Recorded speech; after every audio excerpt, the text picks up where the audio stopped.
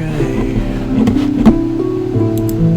So, welcome to session number 81, or as it is, episode 1, awards and titles for season 5, The Lull Before the Storm. Which might actually give you some idea of what's about to happen in the story. I will get the people online to introduce themselves first, so we'll start off with Jeremy. Good evening all. I'm playing Dmitry Dimitrov, a Traldaran human,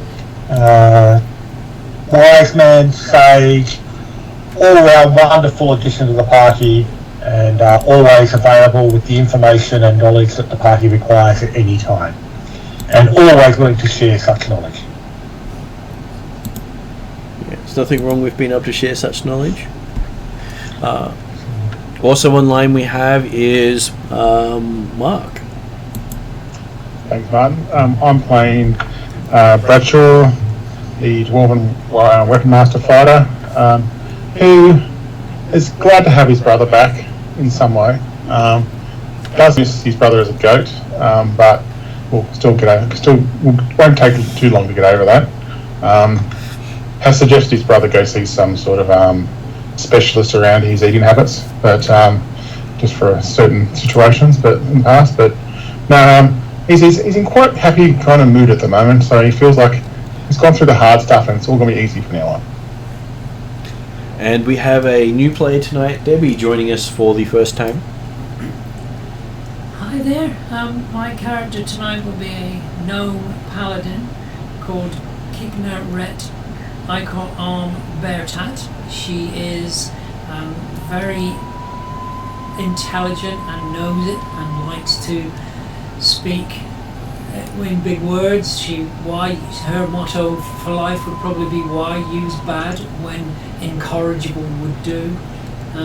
She does, however, speak very slowly to idiots. I hope you've all caught that. And I do have a feeling that Bradshaw's encountered this gnome on more than one occasion, and had the gnome speak very slowly to him on each of those occasions, which his wife absolutely adores and laughs and says if he does anything bad to that gnome, she will kill him in the night. Of course, Bradshaw always takes those remarks from his wife seriously because she is a master assassin. Well, that's dangerous. Okay. There's going to be there might be a few problems because I understand that Dmitry loves to share information, and my flaw is that I'm very easily distracted by the promise of information. Well, okay, when I suggest that Dmitry loves to share information, it's the fact that, he knows everything that people need to know, and yes, the fact that usually people don't bother listening to it enough to actually go because they reckon that anyone who's known him for a short time knows that he'll waffle on forever about something. Again, using big words and going through that sort of process. And yes, he can fully understand the idea of the requirement to speak slowly to Bradshaw. Not that Dimitri normally bothers anymore because, like I say, if he can't keep up, he can't keep up. It's not a problem. It's expected. Okay, so the Bradshaw and Dmitry have been introduced to Quigna by Rheddrian, who says that he's assigning her to your team as part of you meeting up again for the first time in a few months. It is the start of spring, having just gone through winter and bringing you into the year 1009. And hearing that the Alphatian nation has declared war on Galantry is quite disturbing. So one of the most magical nations in the world attacking another magical nation. So it's a superpower attacking a sleeping giant, equivalent of. no one really wants to attack Glantry directly because they have magic no one else has seen before. And they're more than happy to use magic no one else wants to touch. They don't have the concept of forbidden magic. As long as it's arcane, it's fine. Everything else is evil. Everything All else. worthless. It's their concept of divine, occult, or primal magic is you're allowing someone else to dictate how you use it, and arcane magic is dictated by the world. So they don't like outside interference. Dimitri can quite happily agree with it. It's all good. And in response to Alphatia, the Alphatian Empire throwing down with Glantry, Glantry hasn't declared war back, but the Thiatan Empire has declared war on Alphatia. So you've got one superpower throwing down the gauntlet and another superpower throwing down a separate gauntlet at them in response, which is scaring a lot of people because they're the two biggest powers on the planet have just said they're going to war. And at the same time, a extra power to the north called the Haldanic Knights has also declared war on Alphatia, the Alphatian Empire. And so they are a bunch of paladin zealots. And I do mean zealot in the term zealot. They're such a zealot that they make your character look like you're very broad and open-minded. Extremely broad and open-minded. You'd even be worried about these people going off and trying to have a conversation with you. They don't understand compromise or defeat. More than happy to be the equivalent of the American commando who is being taught that they can walk through gunfire. No matter how much they get shot, they can just walk through it. Shake it off! The black man is just a scratch. Yeah. Worse. And they do, as paladins, they follow the a god of warfare. So each one of them is uniquely suited to go to war. And we got an entire country of these people. They're not exactly a person you want to be pointed at you. So that brings you up to what's happening in a lot of that stuff. You also have some regional news of things that are going on. In Elfheim itself, which is a kingdom of elves inside Darakan, right next to where you meet these guys.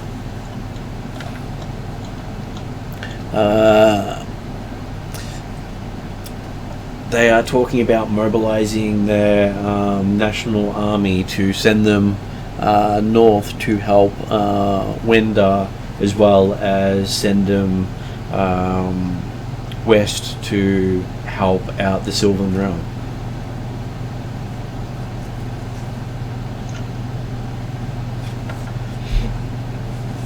So the Alphatian Empire has recalled all their ocean-going vessels and have started refitting them. They did have the biggest air fleet in the world until someone burned it to a crisp. That was us. It literally was this group. Okay, so the Etrurgan clans are having their annual find a mate, kill a annoying person rituals where they go and the males and the females will find a mate from their neighboring clans and tribes.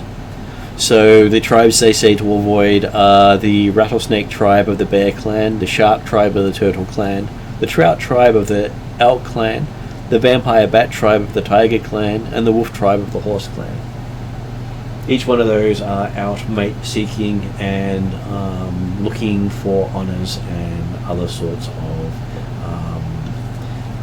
challenges. They're being even more warlike and violent than normal. But they do keep it all on the plateau. So it's not normally something the rest of the world has to worry too much about. Yep. Normally they do. Occasionally they spill out onto the other areas, which is when people notice. Yeah. But as Rheddrians built an information bureau, he's been keeping track of these things so he can make sure his teams have some idea of what to expect around them. Okay, so in the Broken Lands, which is the area to the north of the country you're in, they have reports of troops mustering of all the outcast races, and that they are not fighting each other. So you've got goblins and orcs working together. There's no historical content in anyone's known history of that happening. And That's not good. then they're saying kobolds, giants, trolls, troglodytes, you name it, are all flocking to the one banner. And the banner is an orc chieftain known as Thar. So it has a few people worried that there's this giant horde of creatures assembling, unlike anything the world's seen in a millennia or more. Do we know Thar? From previous history? You've never met Thar. You've But heard. we did hear some of them talk about it when we were going back down through the Broken Lands after going through Ethergar. You did hear of them gaining, him gaining power, and him bringing in groups that would normally be fighting him. But No, I just wondered if it was the orc that I tried to throw my hammer at. That's all. that's a completely different nation. Cool. Still ask. That's all. If you could hit throw a hammer at Thar from where you lost it, you would have been there. You would have even put Thor to shame. Sorry. Okay. That's fair enough. That's fair. I'll still ask the question just in case. So. It's all good. I think it would have been the equivalent of a 100 to 200 mile toss. Okay. Well, I think we're definitely different orcs I'm thinking of. That's it. That's it. I just didn't want to say, hey, you got a magical hammer and now he's the leader of everything. So that's what I was worried about. But yeah. Oh, I had considered doing that to you, but no, your hammer did come back. Oh, that's all right. I'm glad when it came back, I thought, oh, that's not happening. That's a good thing. So, yeah. And in Darakan, the Cartographers Guild is putting together expeditions to go out and explore the west coast, because they're trying to find out more about the Master and his forces. So the Master is a leader of desert people, and he's been taking over countries to the west of this nation. So he's known as Master of the Desert Nomads. Again, the idea of someone who has managed to get a lot of normally disparate factions under the one control.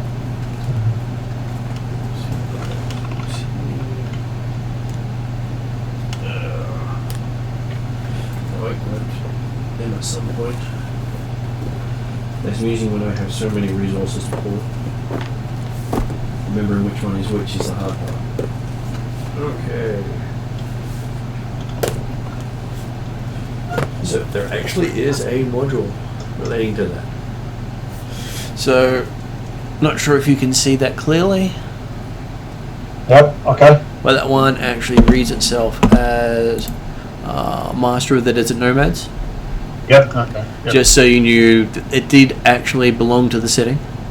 It's not one of the extra bits I've added in there.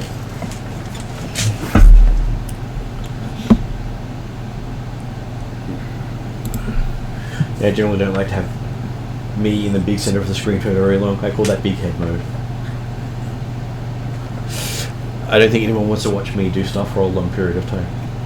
So, you've heard rumours of them trying to find out what's happening with that. And Rheddrian lets you know that he has opened out into Bizarn in Thyatus, Castellian in the Northern Reaches, Minrothad City in Minrothad, and Specularum in Karameikos, with new portals from his inn called the Knights River Inn. So he's been creating portals where you can actually travel, taking your artifacts and portable holes through it. But they are standing portals that connect only to those locations and can only be travelled through by members of his group. So someone else can't use the portal. So limited use items. So what was that, Mark? Did you have any news on Castellane? I don't know if Dimitri's heard anything recently, but as a player, I believe that there might have been a few issues with Castellane in the not too distant past. Well, it did get sacked about a year ago, which gave him a perfect opportunity to open up a new inn. He stepped in as part of the rebuild. Good to see. Well, you always take advantage of these things. That's right, generous foreign investment. Just what they needed at the time. But yes, okay, so it did get sacked. It did get sacked. And in Ethengar, they are celebrating the Year of the Pig. Not that many people know exactly what that means. It means something to David's character, who's not here tonight. Because each totem is important to them.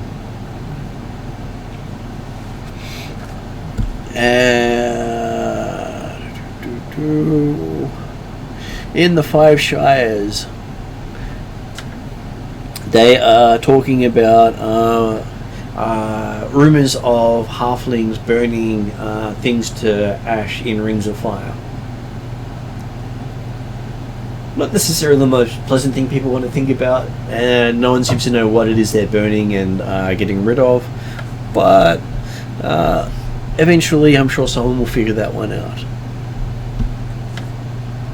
In Galantry, the vampire stalemate is still continuing.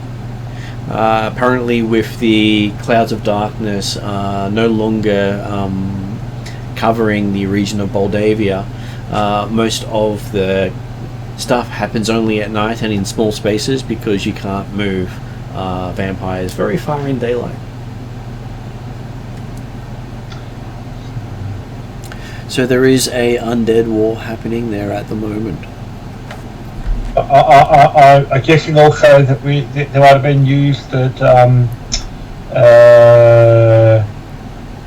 Baba Straga might have fallen back a bit in the war after her mountain no longer moved. Not many people are talking about that because most people don't have information on it. As you guys already had it, Rheddrian hasn't been spreading much information about that to other people. All good. Mainly because you don't really want to say the name too many times to get the attention of one of the witches of the world. Yeah. Especially when they're considered to be, close to immortal and Fae at the same time, so they don't have a great sense of humour that everyone else understands. They understand it perfectly fine. We just don't understand theirs. So in Hollow World, Dimitri has heard about a book has been found that may grant people wishes if he wants to bring the people into a mystery there. Seems unlikely. Admittedly, he's not quite so against the Hollow World now. There is some advantages down there. So. I was thinking the book that grants wishes was the bit he wasn't as happy with. Jeremy's played with me since about 2003, and he knows that the wish spell is something I'm more than happy to give out, but rarely does it ever go right. Because anyone who makes a wish in my settings have to word it in 25 words or less and write it down. I will count the words out and cross out everything beyond 25 and announce that as the wish. And you can't wish for all your previous future wishes to become true. because you're asking demons to make this wish for you. And that's the price of doing it, is you're asking the chaotic world around you to give you this boon. It's not asking God, it's asking people who want to twist and turn it against you. If you get the equivalent of a miracle and asking a god for a boon, that's more likely to turn into the favour of the god. But anyway, we're not likely to do it right now, so. I mean, what could anyone possibly wish for when they've got Dimitri around anyway?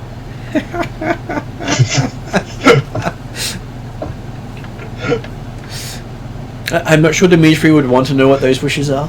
Well, I was half expecting a quick comment from Bradshaw there about about starting for a lack of Dimitri. I have a feeling he forgot he was on mute. Yes. He was, and he kind of let it go, okay? Okay, so in the region of Irendi, they are also looking for people to head out west. Except this time they're trying to send them to what they call the Serpent Peninsula instead of the Savage Coast. But along the way you might get a chance to find out more about the Master while you're heading that way. And there's also a missing princess from Irendi that they're hoping someone can track down.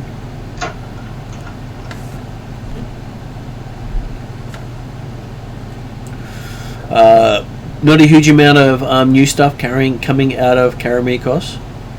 Just that the gnomes are definitely continuing their great gnome caravan tradition of taking a caravan full of toys and artificed wonders from their kingdom of Highforge to the capital of Karameikos.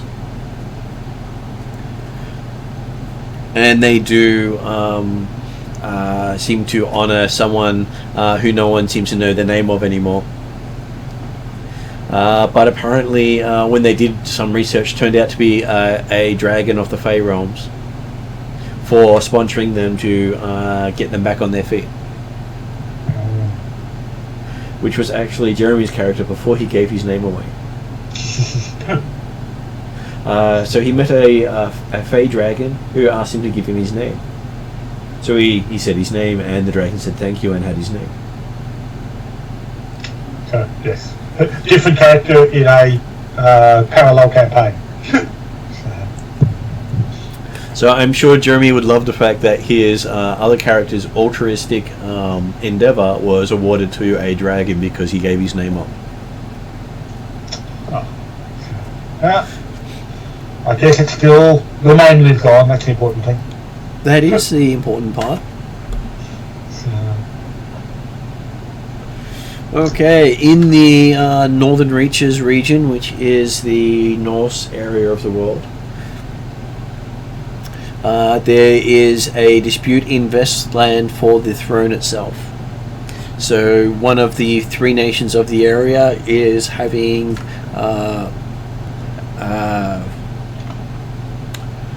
probably what you'd say a royal dispute of seeing who will be crowned king next.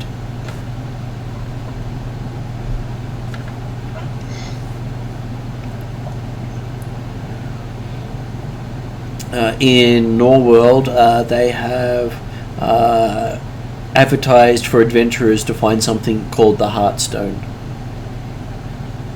Heartstone? Yep, the Heartstone. Yep. I'm sure that won't be too hard for people to find.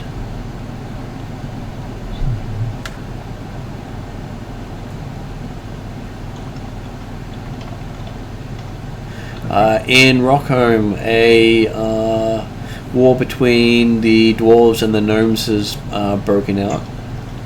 Oh, okay. I was waiting for that to happen. Yeah. As basically the dwarves are trying to remove the gnomes from their nation. I've tried for a long time to do that, but that's another. Hey, that's an improvement, really. It's different from pretending they don't exist. That's right. It implies the dwarves actually recognise gnomes exist. And the amusing thing I is, may have suggested it. Oh, do I?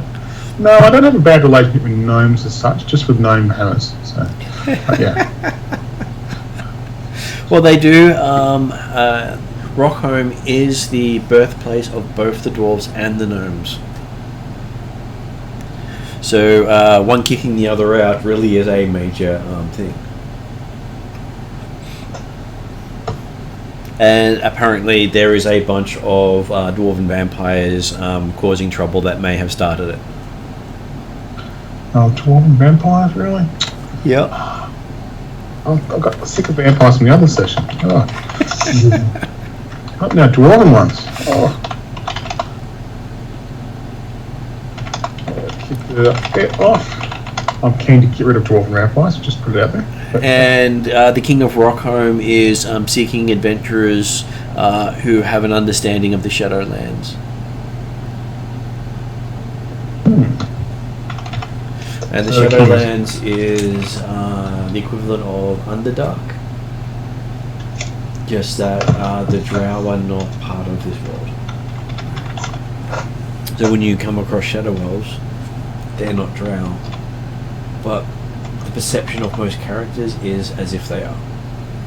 So they believe the Shadow Elves are the evil tormentors of this world. Partly because of a character in Tuesday Night's game.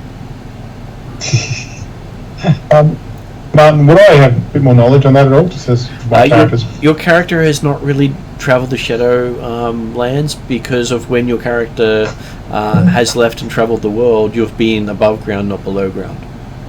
No, but would I have a bit more information from the king? Just that I'm quite famous now. I'm thinking. You are quite famous, but you're not famous for going underground and beating up stuff. Oh, so the king wouldn't give me any inside gossip of what exactly he wants in the Shadow world? Or? Let's face it, you're famous for being undwarven. Yeah, good point. I can see what that makes sense. But I was wondering if I had any more information on what in the Shadow world was he after. That's all I thought. That's okay. I can always go ask the king. You can go ask the king, but that's basically you have to seek out that storyline. So some now are different storylines they can go off and do. And because I haven't specified which direction they're going, they can go all or none of them. And it's the player's choice what they do, not me saying you must do this story, then this story, and this story. They can avoid all of them if they wish to. I mean, Bradshaw does potentially have some knowledge of the Shadowlands, or at least the Shadowlands inhabitants.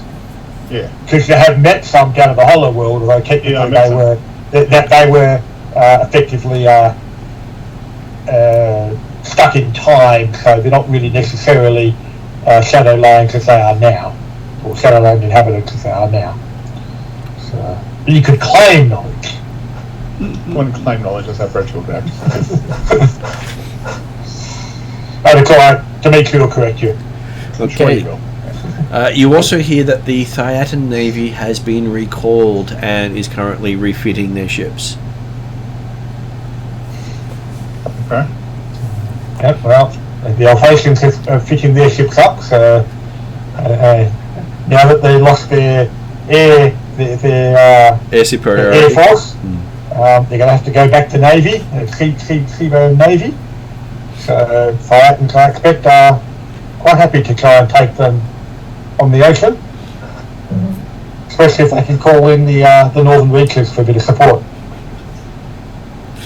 I'm sure that no one will be attacking from that direction because, to be honest, passing through Viking waters with no matter how many ships you've got is saying, attack me! When you've got a bunch of people whose entire livelihood is about sacking and pillaging. It's like, oh, look at all these ships, they got people on there. Challenge! And when they are supported by like Odin, Thor, and those sort of gods, you can imagine those gods would actually approve of them going and sacking someone else. And lastly, in those regions, the Emirates of Yularum have a tournament of 3 crowns going, where if you win the tournament, you can gain a stronghold in their nation.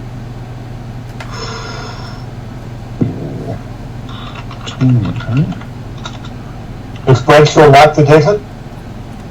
I'm thinking that sounds a good idea for a Bradshaw, or a team base. I'm thinking, but yeah. Dimitri certainly has no interest in going to Yalaran. Okay.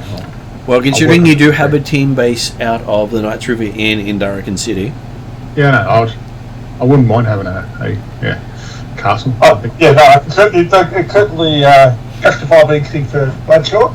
But yeah, as I say, remember that Yalaran is desert. And it is a desert where water has been ripped from the region. So it is absence of water is most notable. So definitely you need to have Dimitri as our water carrier. Gotcha. Okay. Hey, magically summoning water doesn't work properly there either because it is cut off from the plane of water. You didn't have to magically summon it. You have to go walk and go get it and come back. Okay. Magic doesn't solve everything. Dimitri should know this by now. There are other reasons why Dimitri has no interest in going to Yalaran. I know, but I'm going with that one. Yeah. Specifically the fact that wandering around Yalaran causes you to forget stuff. It does. The place is cursed. Anyone who gains cursed knowledge will lose the cursed knowledge. Another god curse. But yes. So yes, so between the three of you, you now can caught up on world events. Can decide if you wish to show up at your. I'll start off with you. Get to start off which order you'd like to show up at your home cities to receive awards with your friends around you, and the rewards will be based on where you'd like your character to go. So feel free to discuss that amongst yourselves, because it's your game to choose. While I get myself some more food. Okay. Certainly, yes. From the as far as the options, I have no concerns about order, but yeah, Dimitri is definitely aiming to officially get the Quackle Keep in the Radland Forest in Karameikos. Yeah. So that's certainly been his plan for a while, and he's working on the idea that he deserves it, as he always has. So I don't know if anyone else has already got thoughts as to where they would like their home base to be operated. So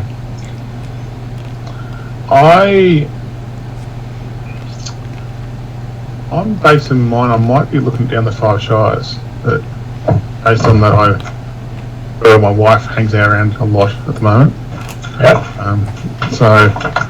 While Rockham does mean a lot to me, I just feel that I'm not the normal dwarf, and You don't mean a lot to them now. No.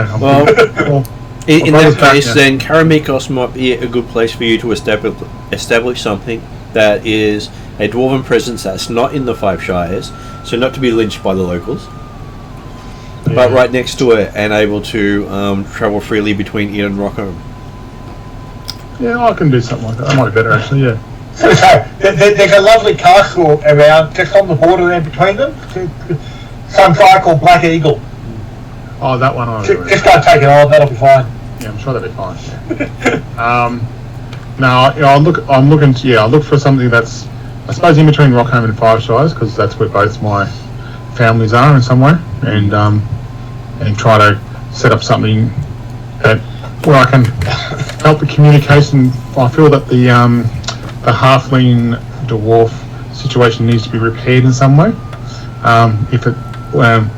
based on what's happened recently, and I'd like to use that as a kind of place where both parties can meet and discuss things if need be. And obviously, most importantly, it keeps you close to Dimitri.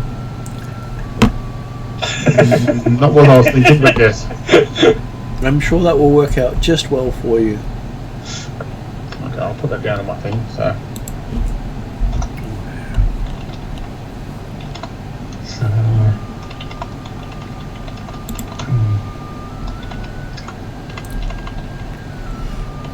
looking at the clans so I can make sure which clan you get near. I'm in the middle of rebuilding all this, so it will clean up as I go.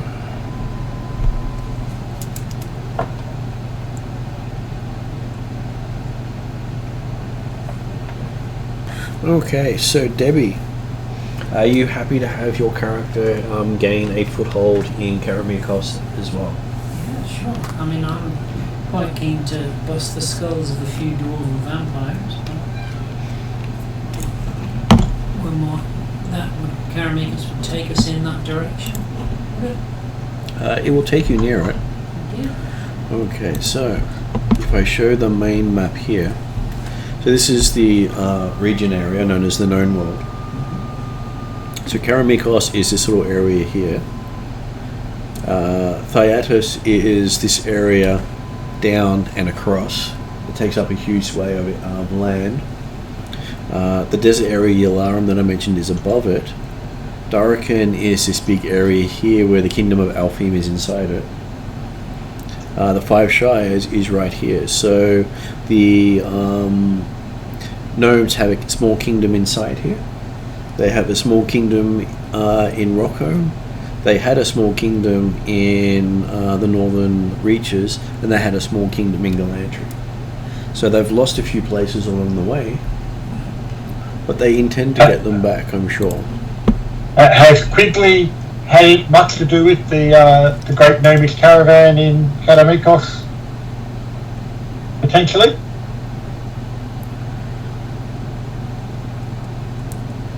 That's your character there, Debbie? Yeah, Okay, just like when we're talking in Karameikos, certainly one of the biggest influences that the locals know about the gnomes. Obviously, there is a bit of a settlement up in Highforge, but they're most well known for, as I say, their great gnome caravan that goes between Highforge and Specularum each year. Basically, in a lot of ways, the bringing Christmas presents, or the equivalent thereof, for the kids down in Specularum and along the way type stuff. But and obviously, as a paladin, you wouldn't necessarily have had specific to do with it, but as a gnome, if you did grow up around Karameikos, there's a fair chance you might have had something to do with it, or at least potentially grown up in Highforge. But yeah, obviously, as Martin said, there are a few options as to where you could have come from. And you could easily have had family and friends who died when it was ransacked. Okay. Well, Because there was a storyline about you being attacked. Yeah, I personally haven't been on the caravan, although I have made some splendid items for it that were the marvel of the known world. But some of my friends and a couple of distant family members are very involved in it, and we're on the one, as Martin said, where it was ransacked, so Yep. lost some You've got good clan connections. Yeah. So when you hear the full name of the gnome, Jeremy, you do recognise one of your childhood toys was made by this gnome. So that must have been a very it's not like Dimitri had many childhood toys, especially expensive ones or valuable ones. So The gnomes didn't always sell the items for what they were worth. No. They, because of the community, they sometimes gave items away to different families over the years as thanks for trade, food, good. I'm more than happy that you ended up with one. And it would have been... You would be extremely lucky to end up with one. It would be absolutely, that's right. as It would have been a marvellous a considerable... toy as you would ever have seen in your life. Of course, it was early in your career, as it was most likely about 20 years ago. But to balance things up, Bradshaw, here's a rock.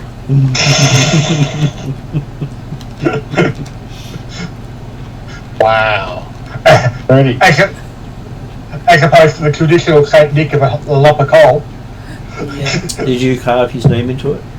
I I carved it. It took me 7 weeks to carve his name into it because I wanted to write it very slowly so that he could read it. Wow, this is very Bradshaw. That's okay. Bradshaw, while noticing you've done this, and maybe over time, if you're staying together as a party, watch you do this, and I, every time you do it, I just look at you, shake my head, and just kind of walk away. So, You do have a rock with your name on it now. I'm sure that will be important later. Well, let's face it, it's probably one you'll find it more difficult to stab yourself in the back of the head with. You'll have to bludgeon yourself in the head with it. with Bradshaw's name on it. What? Just like the dagger with your name on it. Okay, that's surely not going to hurt me in any sort of way in the future. Yeah, absolutely.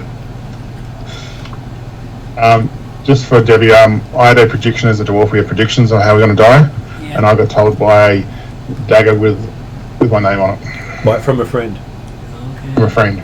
So Bradshaw which then to me- chose to not have any friends whatsoever. So the only friend he had was his own hand, who then stabbed him in the back of the head. Dimitri was carrying the dagger for quite some time before he managed to stab himself. I see. Because he did state he was not having any friends. He had no friendships. Even the party were not his friends. He was specifically stating they are not my friend. Okay. Understand. I thought I could get out of it, but it didn't work out that way. It was a good try, but just not worth it. Yeah, it's always good. The worst thing could have been everyone could have been your friend. That meant everyone was possible at stabbing you in the back. But it's probably would have kept you alive longer because they would have been fighting each other for the privilege. Possibly too. I was a very young, arrogant dwarf, but I won't deny that. Hey, at least you didn't go the way of your next character. And then before you came back as your current character. He had an in-between bit where his character was dead and he came back as someone else. Right. Except he got quartered. Nice. Two of the limbs lopped off by party members to help him. That's very helpful. It does seem a peculiar thing to do to predict your own death. I've never given that any thought. I'm sure that if I were to predict how I would die, it would be buried under an avalanche of my own vocabulary.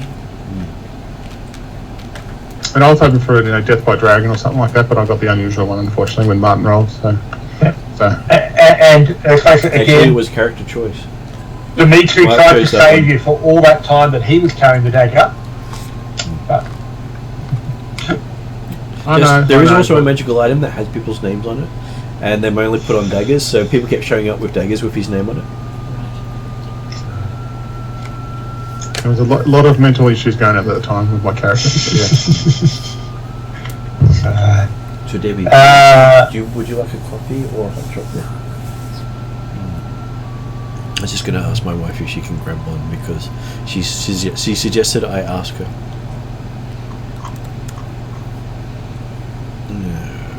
If I can actually remember how to spell my wife's name on here. Can we ask Rheddrians,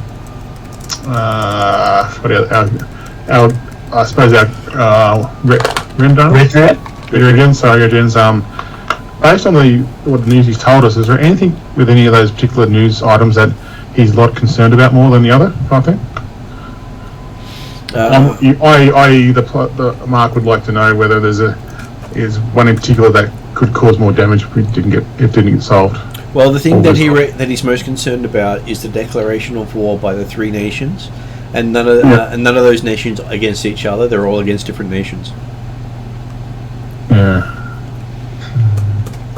I mean, I was more worried about the Broken Lands with all the, I suppose I'm going to call it the neutral races all joining together in some way. Well, I don't call it neutral, but In old speak of D&D, they were called humanoids. humanoids, yeah. the monsters humanoid, particularly. No, they were actually called humanoids, whereas elves and gnomes and that were called demi-humans. So you had humans, demi-humans, and humanoids. Yeah. I do remember that back from an old day, so, yeah. I'm just trying to work out what is the most pressing one and what is something that we can, I'm trying to work out the importance of each of the news that we've got.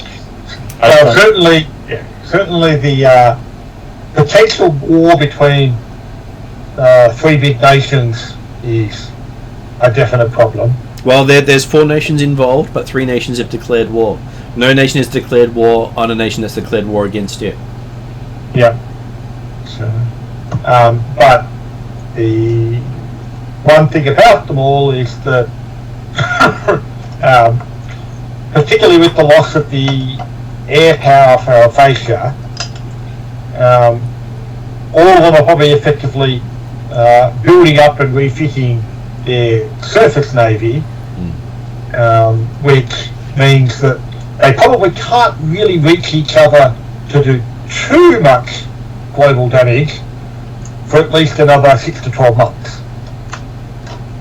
That's true. There's going to be a lot of sniping and stuff happening in between time, and probably a few individuals, assassinations or other diplomatic activities going on, but it's probably unlikely that actual armies or navies are going to face each other on the battlefield in the immediate future.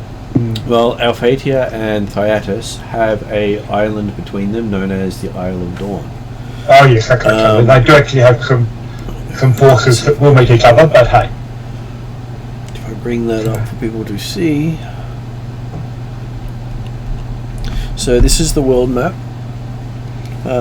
This is Alphatia owns a lot of these areas here.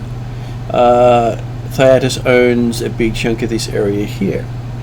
So the main contention is this one island here called the Isle of Dawn. The western side of it is Thyatin. The eastern side of it is Alphatian. The central side is Eth.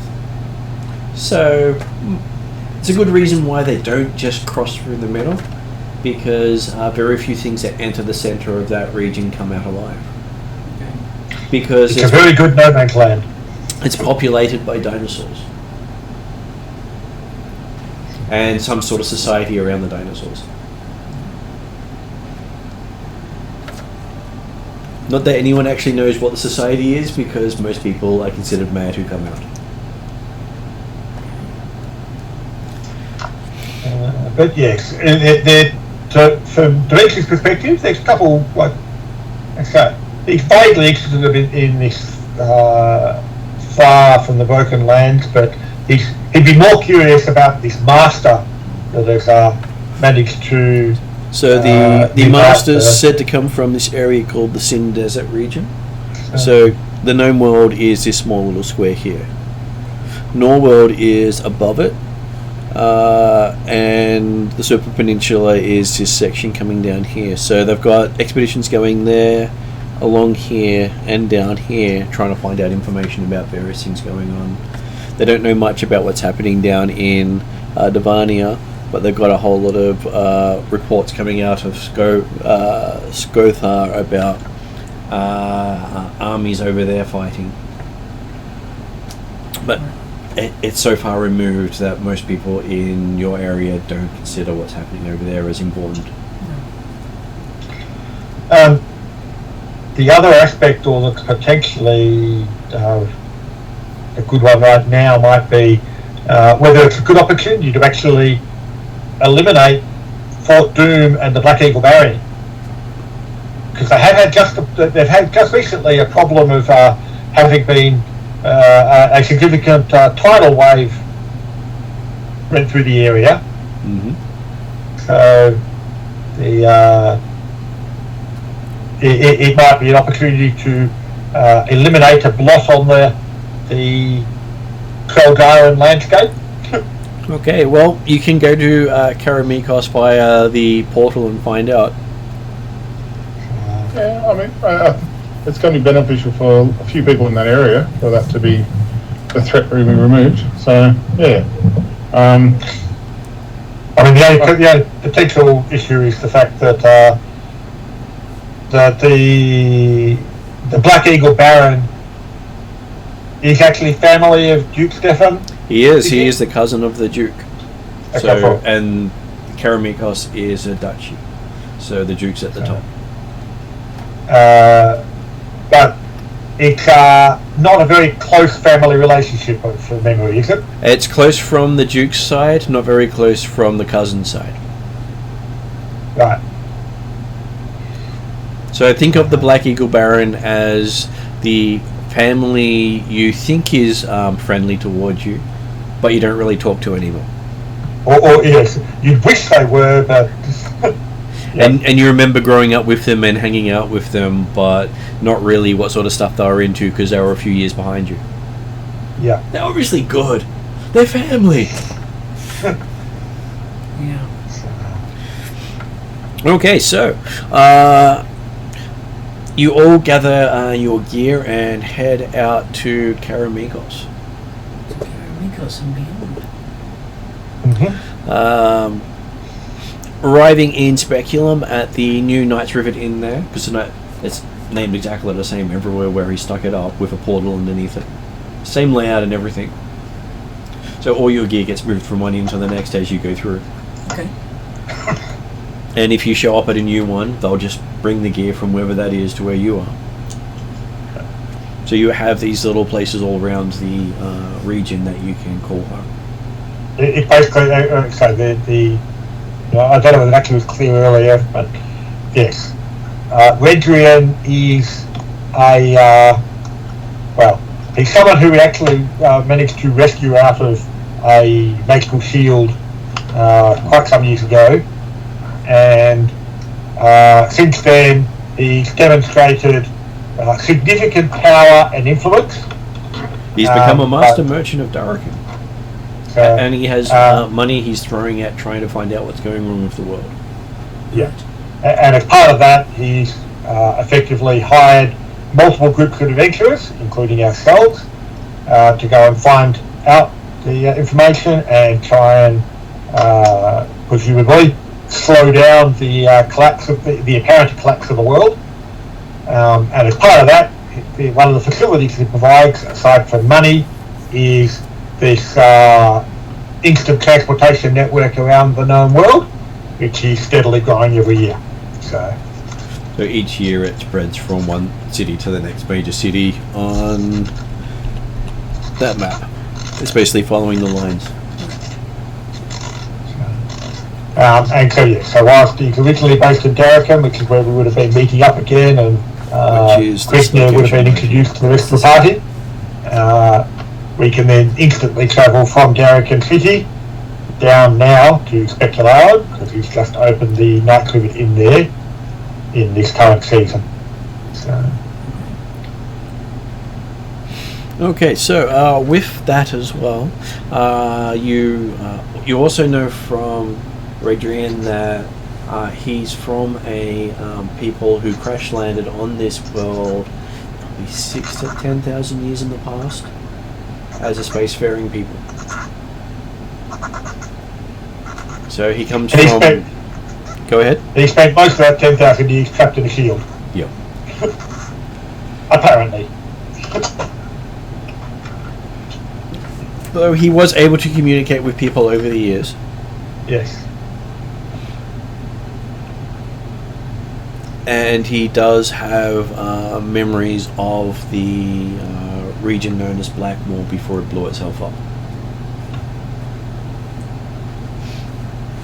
Which is one of the older D&D settings as well.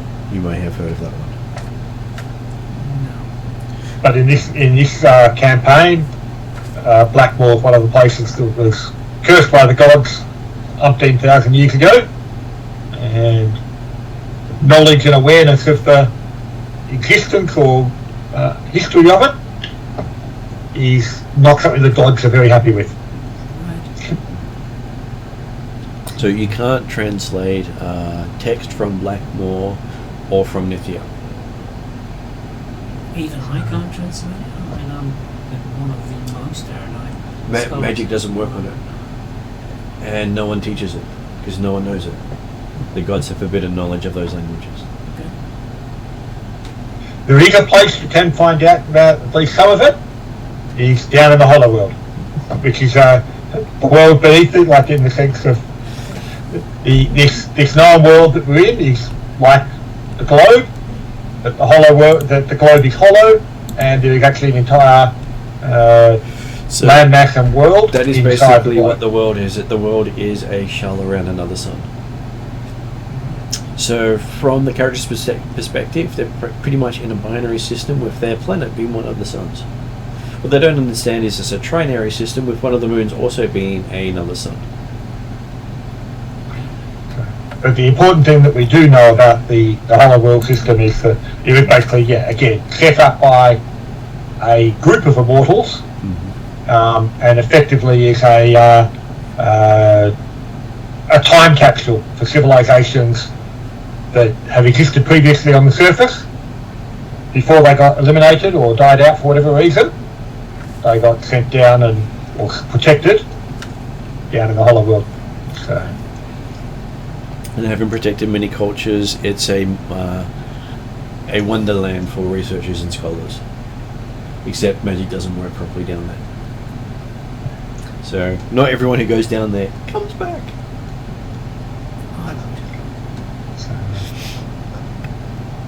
And the two entry points into the region are devoid of magic. So magic doesn't work to get you through them. You can't teleport from the surface to the inside. So there's some trouble in getting in there and getting out. Okay, so yes, you've arrived at the Knights Rivet Inn in Karameikos in the city of Speculo. And Dimitri has a letter of audience with Duke Stefan.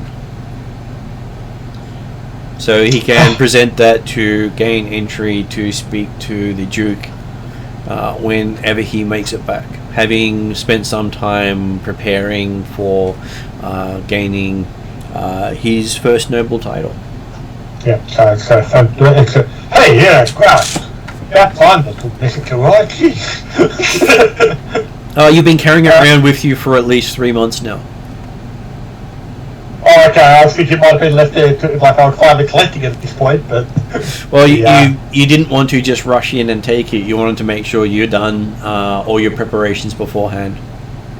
Okay. Because once you accept the title, you're basically on a timer. Yep. So, okay, well, yes, certainly, in that respect then, yes, he's definitely, we'll get to Specularum, and therefore he'll take the opportunity to effectively refresh, prepare, whatever, and then aim to gain entry into the Ducal Palace with the presentation of his letter of writ.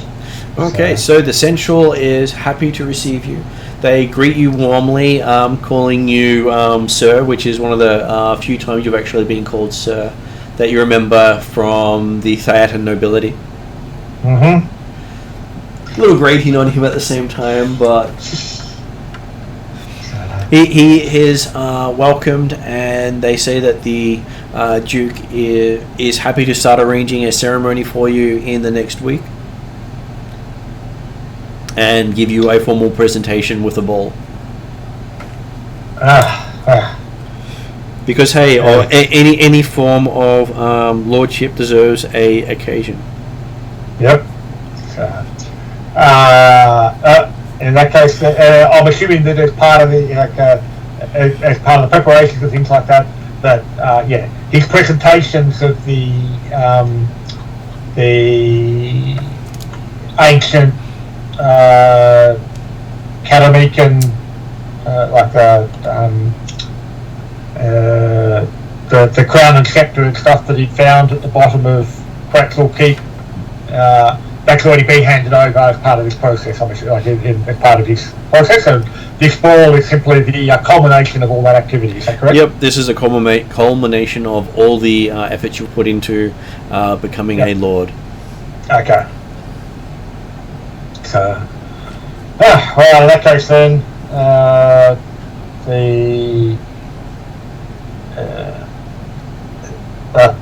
have you confirmed that's happening and arranged to confirm the 7 days, whatever from now, whatever the week is as far as we're concerned on this? The week is 7 days, but you can pick a specific date you want in mind for your character. Well, I don't have anything off the top of my head. I'm sure Dimitri probably would, but I'm happy to go with we can work out if there's a specific significance coming up that would be valuable. But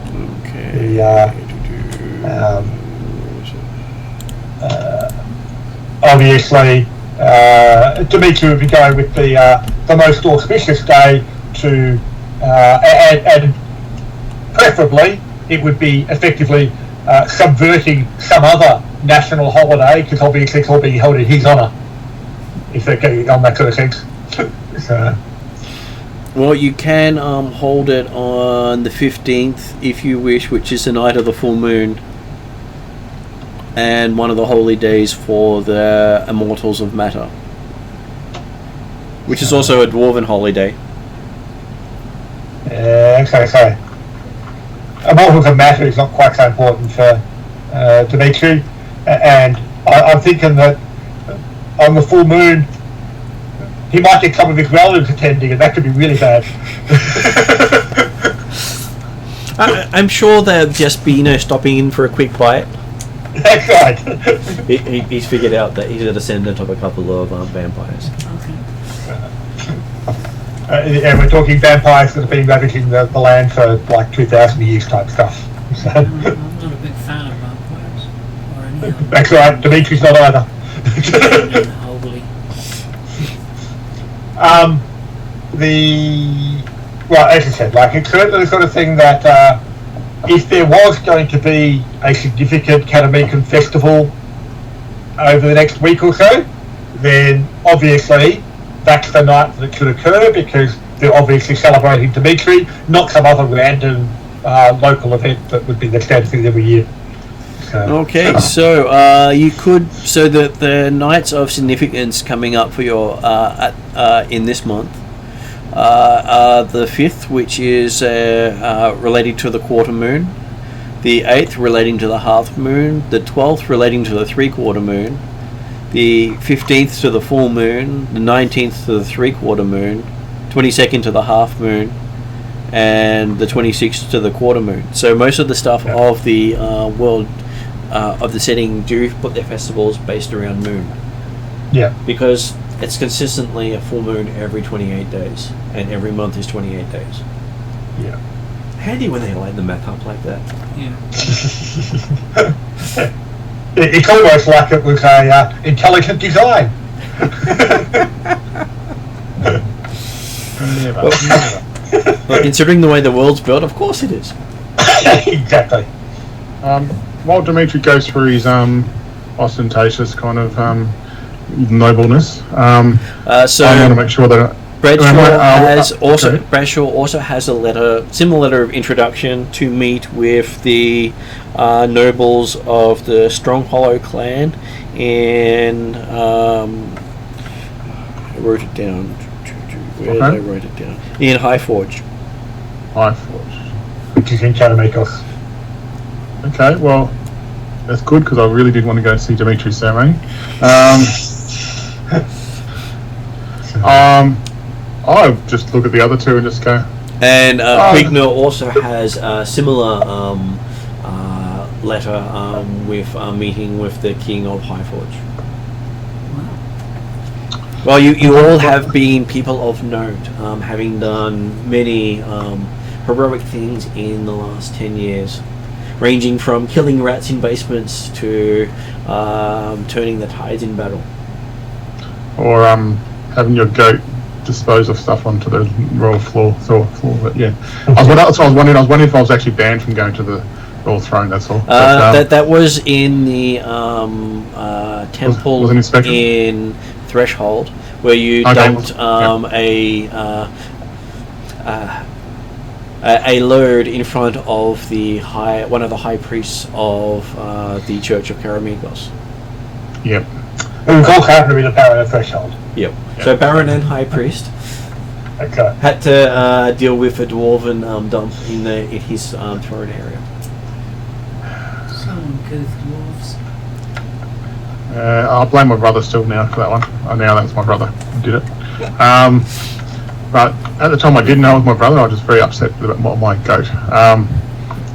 He didn't quite listen to his mother's instructions. Yeah. I'll prepared to do the same thing. I suppose not as formal as Dimitri. I'm more of a let's do whatever we have to do kind of thing. So I won't prepare too much, but I'll more just get ready to. You expect that once you've finished in Speculum, you can head up to High Forge and meet with them there, but. Considering the honorific you're getting, you're expected to attend such balls as representatives of your people. Okay, well, okay.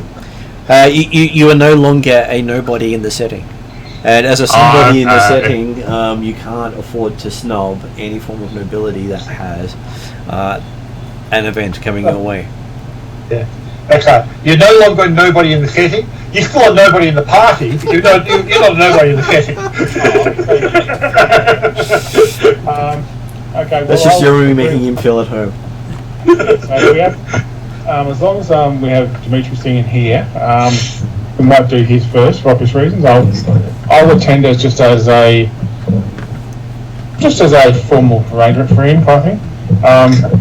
If it goes on too long, I'll try to nicely say, look. You expect it only to go for a day. Most of these events have a build-up, the event, and then people going their own way, because tying up a noble for more than a couple of hours is very difficult and generally requires ransom. Well, okay, that's fair enough. How long? Technically, to get to High Forge is about 3 to 4 days. Officially, Duke Karameikos is probably going to do some other official business. This at is the where ball, they but are that at the obviously doesn't moment. matter compared to the High Forge is elevation. okay. So would we be best served waiting for this slightly less insignificant event than my own that Dimitri is about to happen, and then we could wander up to High Forge and Well, obviously there'd be no point going to High Forge because the ruler of High Forge will be attending Specularum at the time. Technically, yes. well, once they find out I'm here, of course they are. So, Jeremy, what date of significance do you want? It is. We'll go the full moon simply because it'll make the best lighting for the activity. Okay, so it ends up being 14 days away that you will pass rather quickly. Which obviously gives almost enough time to get the appropriate fashion and garb produced and tailored to the event. So, I might actually get dressed up for once. Okay. I might inquire with some local tailors of what is appropriate for the ceremony as well. They recommend you leave your plate armor behind and weapons. Yeah, I understand that. It's more that I just don't think I have any formal gear, I'll be honest, actually. You are able to source some clothing suitable of a lord for each of you. Yep, cool. are you going for suitable for a lord of Karameikos or suitable of a lord as a representative of the Dwarven realms? I probably will go... Or the Halfling realms? No, I'll go for the Dwarven realms, I'd say, yeah, if I could. If I can't, I'll go with Karameikos. It's just that if you're going for the Dwarven, obviously that there may be less tailors suited to that in Specularum. They do have the Strong Hollow clan in Specularum. Okay. Yep. And they are an offshoot of the Rockholm. Okay, well I'll get a nice formal attire to represent Rockholm and just as I said, it's really not making it too kind of snazzy. I'll leave Dimitri to do the snazzy stuff. I'm just very simple kind of brochure kind of thing. Keeps it simple, but just enough to show that I am quite a bit of nobility now. So.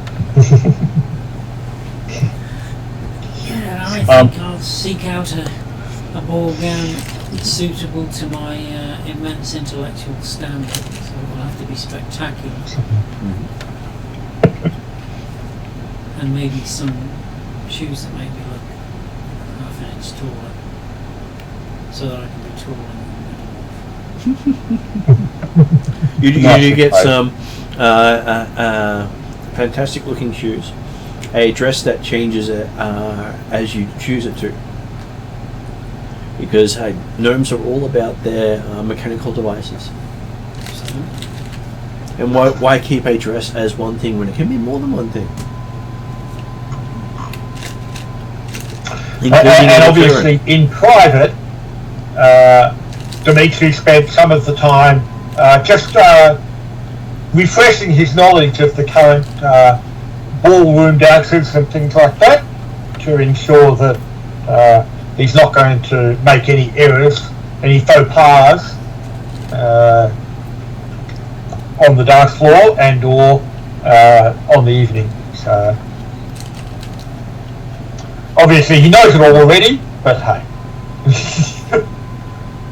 In honor of the occasion, the Duchess has arranged all the dances to be traditional Traldaran dances. Oh, very good.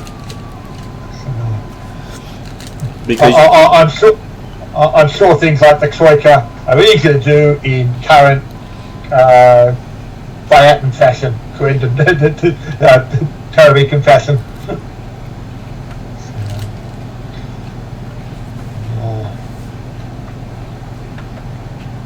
well, they have. Yes, I'm working on the idea that it's probably appropriate for him to wear current Karameikos fashion as opposed to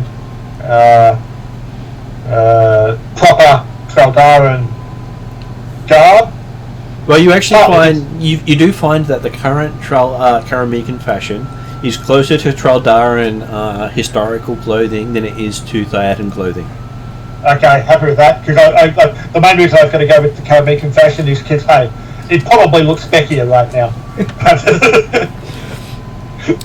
And well, it's basically like a modernized version of the Traldaran traditional garb. So think more Eastern European instead of Roman. As you have heard rumours amongst the nobility about how the Duke is distancing the nation's reliance on the Thayatan Empire. Yep.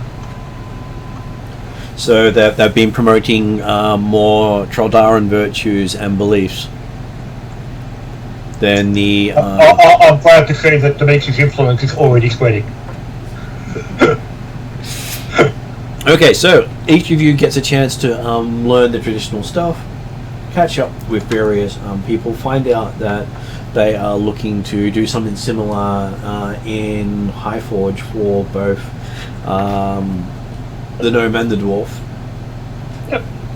Under the king of Highforge. Highforge is not really seen as a kingdom by the outside world because all they see is a town. Highforge is below ground. So the kingdom itself. Yep. One thing that with Dimitri's inauguration garb, it will also have the highlights to show off his fiery red hair and certain other touches of symbolism of Haleth. Mm-hmm. So after a 2 weeks worth of preparation, because it ended up being 2 weeks to get to the full moon, there are celebrations in the street. Most of the locals, there's a higher population of Traldarans than there are Thayatans, so the Thayatans are the ruling class. But you've now had one of the People's Champions get promoted. And he's been recognised as such. Because everybody loves him. Congratulations, Dimitri. Well, he has not been honoured in such a way yet in the setting. So This feels like a long week. well, I'm sure in Dwarven terms it was a week, even though you spent 2 whole weeks doing it. But it was a long week for you. Oh, I lost track of time within 2 days. I just feel like, is it done yet? Come on. It's like, yeah. My patience was wearing thin by the end of it, but it was like, okay. Hey, And now, if Plowman and other people are not there at the time, I feel very distraught because without Plowman, I feel that I've got no one to kind of whinge about this situation right now. I mean, they'll all be there. If it makes Bradshaw feel better, they're not actually treating him as the way he should be. Not like the Milesians down in Hollowworld. They're not making him leader. He got made emperor of a nation. Really? That is something. He gave it up. So he could have stayed emperor if he retired his character. Probably gave it up because he couldn't spell emperor. Wow. Already. Oh, I love Okay. that. I'm feeling some disdain from the gnome already. Okay, gotcha. No. Dimitri's liking quickly all the more. Okay, so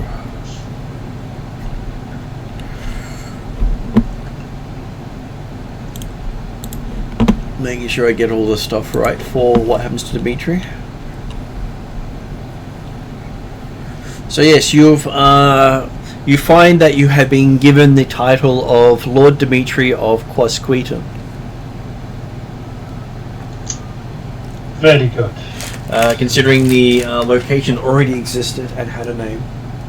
Yep. So you get named after the location as your lordship. Yep. That's well, I say, yeah, Lord Dimitri of Quasquetum, but also often just Lord Quasquetum. That is true. So, title and location, perfectly appropriate. So, And you were also considered being given the title of Professor of the School of Magic.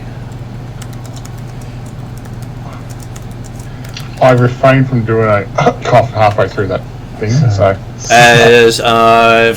As one of the nobles of court, and as a student of magic, it has been deemed one of your duties to help teach those of the nation to better use magic for the right purposes. hey, Dimitri's more than happy to help spread that power, particularly overcoming the religious dogmatism in some areas of the land, which might make magic less acceptable. Which I'm sure impresses your mentor very much. She's actually the person who suggested you take on that title. Okay, I was assuming that Harley was actually present, along with her hubby. She is.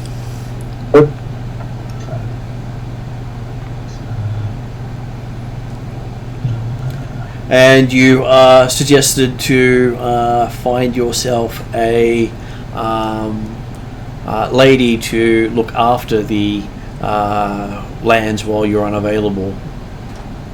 Mm-hmm. So that the lands can continue to be well managed. Is the ceremony also frequented by a dragon D and pixies? Were they visible or not? They're not visible in the ceremony because that would cause a huge amount of upset. Because most of the Tradaran people are extremely superstitious. Yeah. Happy with that. I wanted to confirm that yes, it was. That they definitely stayed home, still getting settled in over at Quasquetum. And there is a large number of gnomes and dwarves present, which is unusual for most noble ceremonies. You are required to swear fealty to the Duke, Okay, and Dimitri can do that because he's recognising that Duke Stefan is at least developing into someone who might be almost considered not Phaeton, or at least not as Phaeton as some. So the fact that he's putting in this effort to de-Phaetonise Karameikos is certainly a positive step. And you've been given the title of captain in the Karameikian military. Okay, he's been promoted from lieutenant. He's now captain. He's still of the Castilian Guard. No, you're actually. Or he's now Cresquital card. Technically, you will be expected to put together your own guard. Yep. But it's more of the militia. Yep. So when they have times of war and they get together the various militias to form into extra battalions, you are a captain of one of those battalions. Yep. As are the other nobles who don't actually have formal military positions. So the professor and the captain are jobs that are expected to take up some of your time. They're not your full-time jobs. And when your character has a spouse, the lordship doesn't have to be your full-time job either. Because you can send them or someone else in your place. Yeah. Before, like when I found out about my, future ceremony, can I get one of my halfling assassin sidekicks to get in contact with my wife, or can I get in contact with her one evening? To tell her to meet me at Highforge, kind of on a certain day. Yes, I believe you managed to do that in the last 2 weeks. Yeah, cool.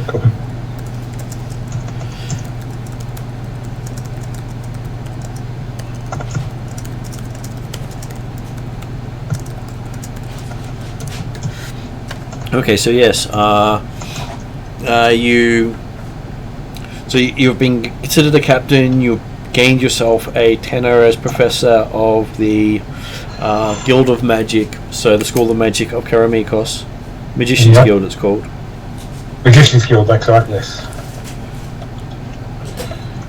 I'm just trying to write it down for myself. College of Magic, no, that's going to. Yeah. Well, they don't have a huge amount of students there. They normally have about 10 to 15 students, so they normally only have one professor on at a time.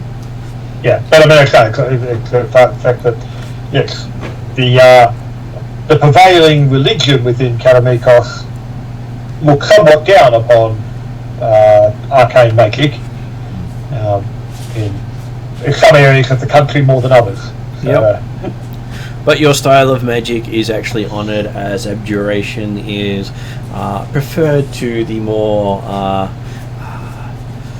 perceived as evil necromancy. Yeah. I'm sure seeing you just raising a few family members will be come across rather poorly when they find out you're a wizard. Hey. Ancestor veneration's perfectly valid, isn't it? It is. And you also find that you have, after recovering Zaligar from the place, he's happy to act as a essential for the keep until you want someone else, or he tires of the role. Hi, happy with that. So,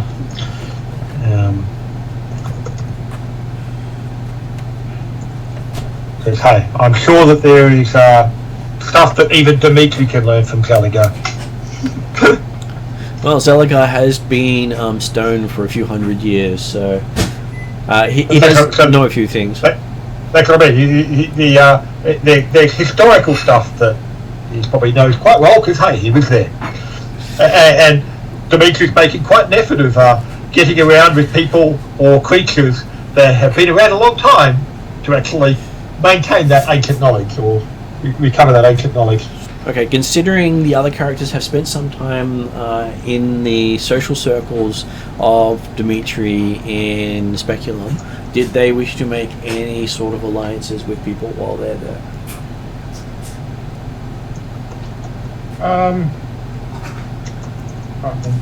I wouldn't. I'm trying to think what Bradshaw would want to do in this situation, because I would like to, of course, I'm pretty sure I'm going to have good, strong alliances with the dwarves out of Iforge, and I'd like to, based on future gnome activities as well, I'd like to make sure I get to know the gnome faction as well out of Iforge. So, yeah.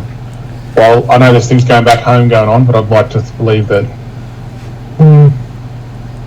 we don't hate each other that much, kind of thing. So, probably the best word for it from Bradshaw's simple thinking of life. And also, I suppose I'd like to, if I can find out what the current status is of the what we originally were coming down here for was to the Black Eagle Barony. Is there any updates on how that's going, or any news of what's going on down that area, kind of thing? So while Dimitri's been busy with being given his noble title, Bradshaw finds out about the Black Eagle Barony. The news you hear is rather grim. Oh, okay. There was a tidal wave in the area, and the tidal wave caused havoc amongst the 5 Shires, and nearly all of the Black Eagle Barony came out of it unscathed. So the tide was in their favour. I'm sussy about this already. Well, actually, it's certainly something that Bradshaw would be aware, because he was there for it.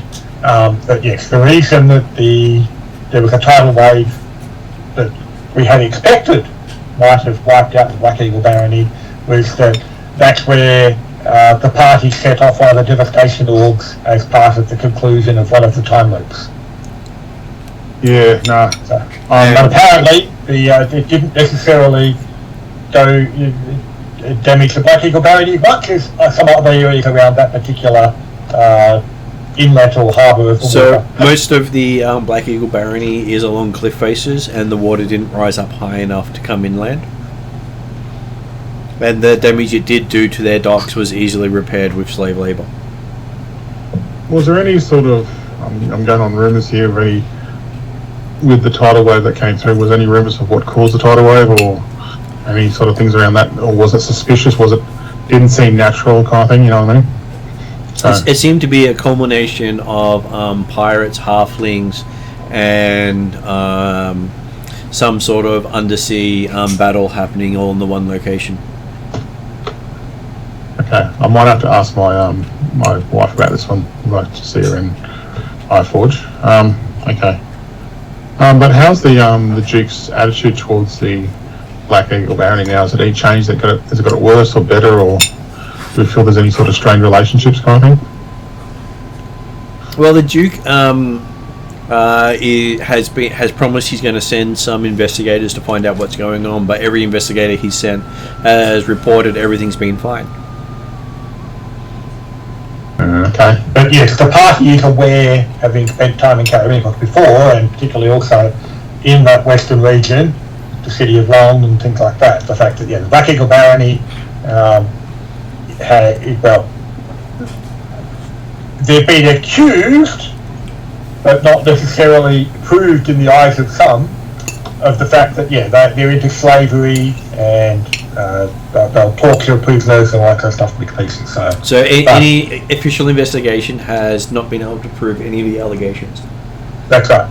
And so accusing a baron of breaking the law when you're not a noble of the region or a lesser noble of the region means that you don't have a leg to stand upon in the court of law. You have to get at least equivalent of baroncy to be able to challenge a baron.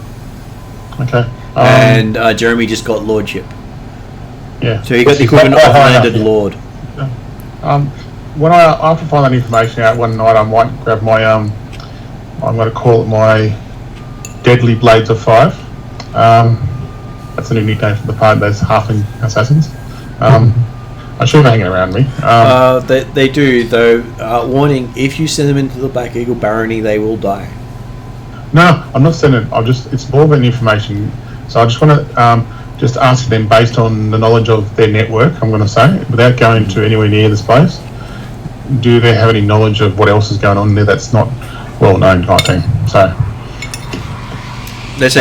they will tell you that getting information out of the Black Eagle Barony is very difficult. Yep. As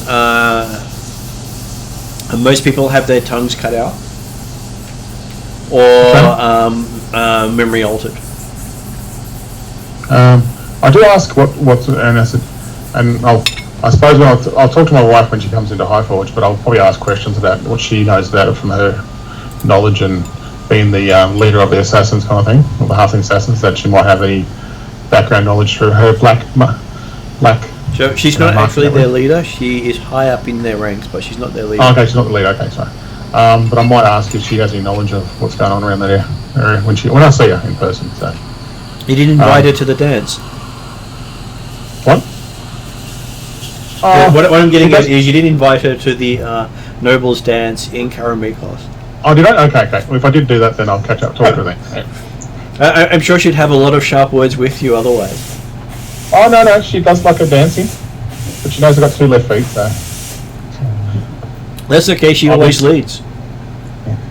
Oh, no, she leads definitely, 100% on that one, so no doubt about that one.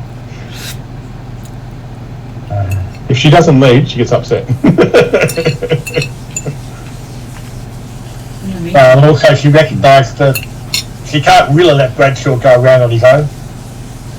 Oh, no. You never know what disgrace he'd called upon him and her name. No, she's quite accepting more of that than Dimitri is, but she does understand he has his unique set of skills that sometimes are very unique. Yeah, but that's what I mean. So she wouldn't dare dream of letting him go around in higher social circles. No. And what does Debbie's character do? In the meantime, not to be outdone by Bradshaw's cross-racial diplomacy, and as I speak accent Dwarvish, I intend to cozy up to the dwarves and find out what I can about these dwarven vampires, as I'm not keen on vampires. Well, the rumours are that there's this dwarf known as Redtooth, who is said to be a member of Bradshaw's clan.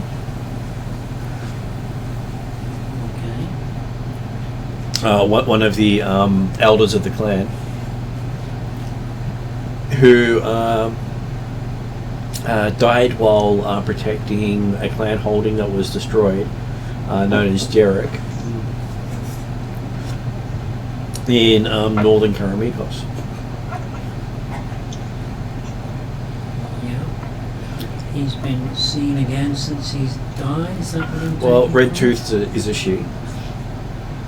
So female dwarf, and has been active again after having been thought dead for many years, and especially so when the clan's Forge of Power was destroyed, and the dwarven forges of power repel undead. So they have now the undead have established themselves in the ruined dwarven keep, which they were unable to enter previously. Of You can thank the Friday night D&D group for that one.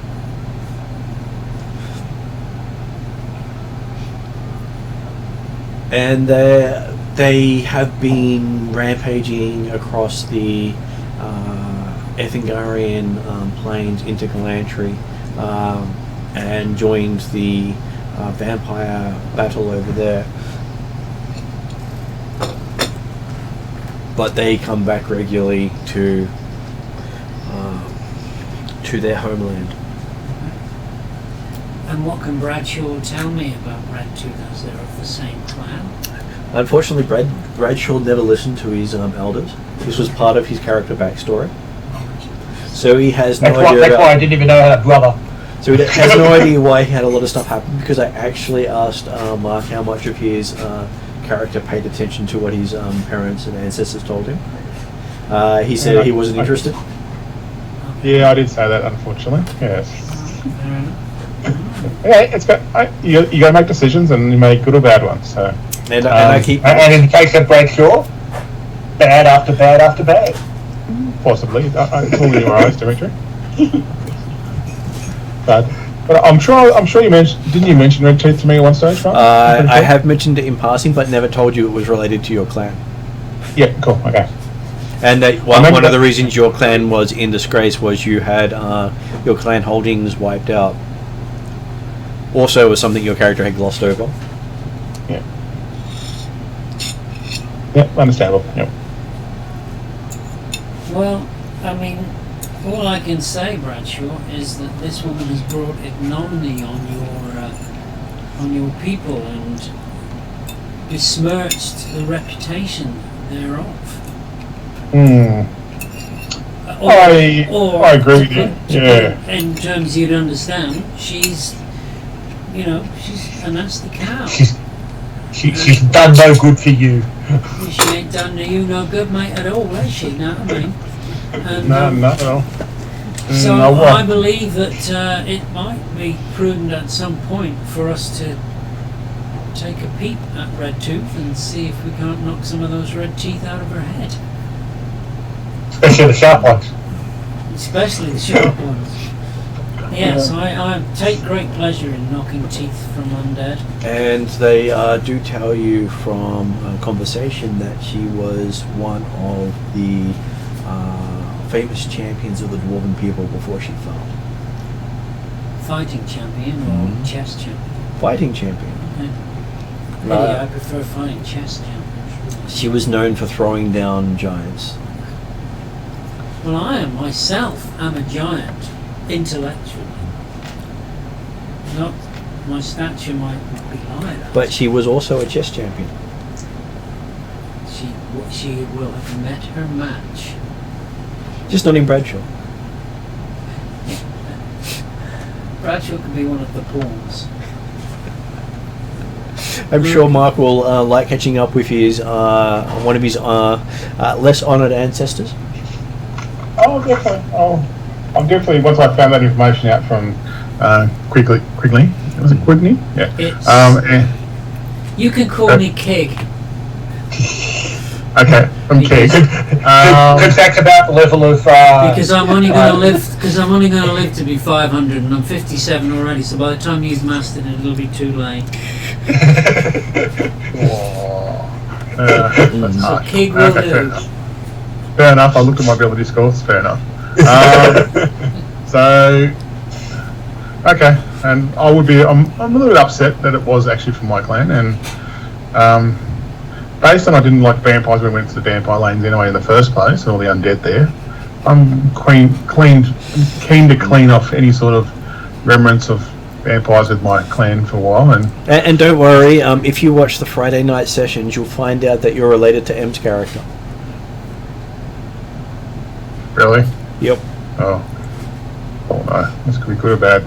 So, could be bad for Emma. I'm just putting it out there. So. For her, it's just another day at the party. Okay. Cool. I'm going to be back in about 5 minutes, mate. Martin, All good. Okay, so yes, you managed to find out about Red Tooth, about the fact that she is a clan elder. And basically, some of them also say she was Forge Master as well. But that's sort of swept under the carpet by a lot of dwarves because no one really wants to admit that a Forge Master turned into a vampire. And so the Forge Masters are the most honoured position of the clan that even the kings of the Dwarven realms will pay heed to. Okay, and is that connected to the Forge of Power that she destroyed? Well, which the party destroyed. Alba. Friday night's party. Okay. Same world. So they And amusingly, it was a member of the clan who destroyed the forge. That seems an unusual thing to do, destroy your own forge of power, which allows undead to sweep in. Well, he thought he had a solution to the problem, and as a GM, I let him choose his own solution. It wasn't a great solution, but it was a solution to the problem. Okay. Okay. The solution might be worse than the problem, but that's what solved the problem. Well, at the time, people were trying to corrupt the forge to allow it to do things it wasn't supposed to do, so he stopped it by destroying the forge. Okay. Not realizing that the forge was being used to actually assist. Well, that's what happens when you rush in and not ask questions. So I'm thinking that the forge was corrupted. She was the forge master. Now she's a vampire because the forge has been destroyed. But even so, the forge was corrupted. There's more to this than meets my learned eye. Corrupting a forge of power is considered almost impossible because the dwarven gods themselves power the forges. And the dwarves and the gnomes share the same gods.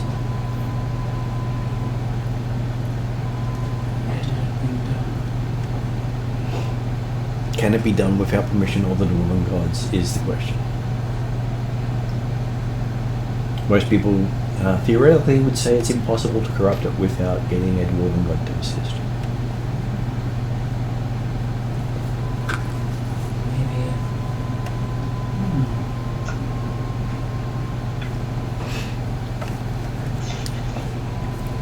That's very interesting.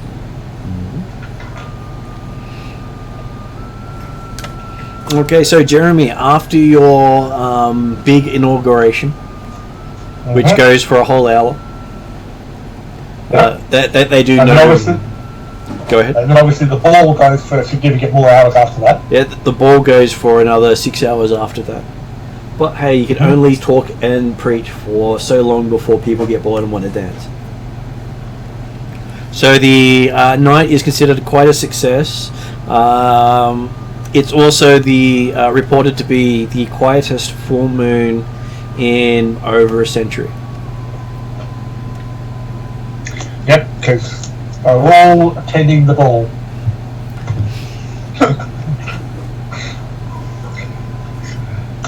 Because obviously it was the biggest event of the season, of the year, of the decade. The local sparkling is an excellent wine, I must say. There are many halflings here as well. And to Dimitri's displeasure, he does get a letter of thanks addressed to him with a familiar-looking seal that doesn't have a name attached to it. A letter of thanks or a letter of congratulations? A letter of congratulations. Yeah, okay. Flown in by a pair of bats. Marvellous.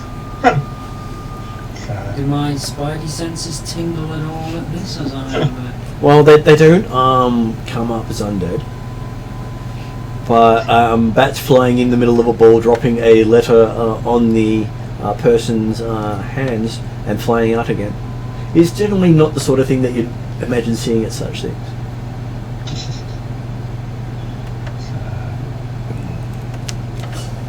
But there is rumours that a vampire stalks Karameikos under the name of Dracula. And has been stalking them for over 1,000 years. On the good news, he's a bit busy up around Moldavia these days. It is rumoured that he used to control the lands all the way up to Moldavia when he was mortal. Not that any records exist of that time. But well, yeah, certainly Dimitri will quietly open the congratulatory letter during the evening and then just quietly put it away in his in a pouch or amongst his other celebratory gifts for the evening. So you sort of notice Dimitri off to the side opening a letter. The reason you notice is as soon as he breaks the seal, all sound in the room stops, a light show kicks off, and a booming voice in a language you probably haven't heard for a long time starts going around the room echoing ancient Troldar tongue, different to the Troldar in that they actually speak now. So you sort of pick up words here and there, and it booms around the room and then goes silent again. And then the lights kick back up again. What just happened there? And this is when you. So I'm going to sidle over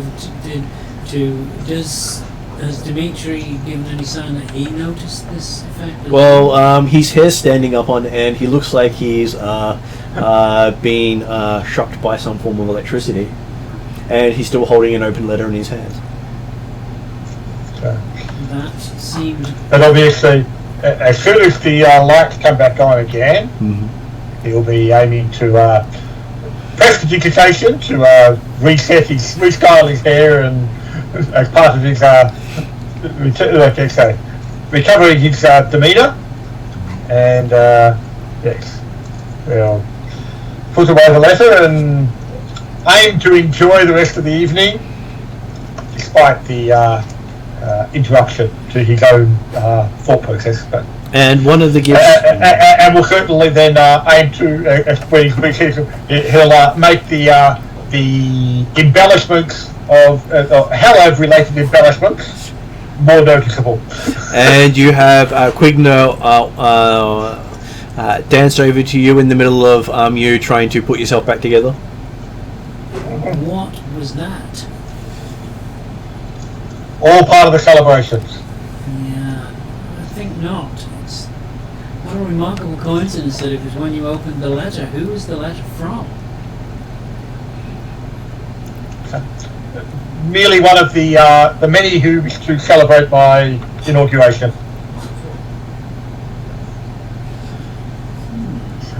Okay, keep it to yourself then. But let me assure you that my holy symbol is at hand. If I need to bring it out, I shall not hesitate. Okay, you see that the principalities of Galantry have presented Dimitri with a gift of a golden chalice with bloodstones around the edges. Give it to us. It's my birthday and I want it.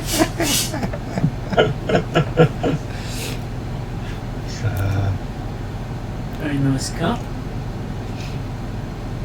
Yeah. I have done good service to the College of Basic and Galantry. You can tell sorry, go on. it's been done under Moldavian design. I recognise that. But yes, Dimitri is basically stating the fact that yes, as a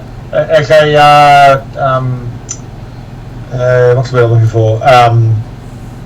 Alumni at the Galantry School of Magic. So done the service. So merely due recognition.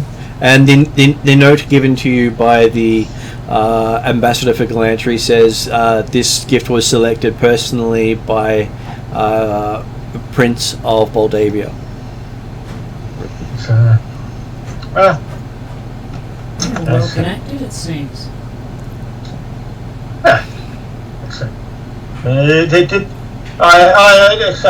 Understandably, there are many in the world that require my services and knowledge. So. Yes, I'm sure there are, when I am occupied elsewhere, some who seek him. Rachel's in the background trying to laugh at the stage, by the way. Okay. Next thing that shows up is a bronze bust of Halev painted in the colours of Dimitri.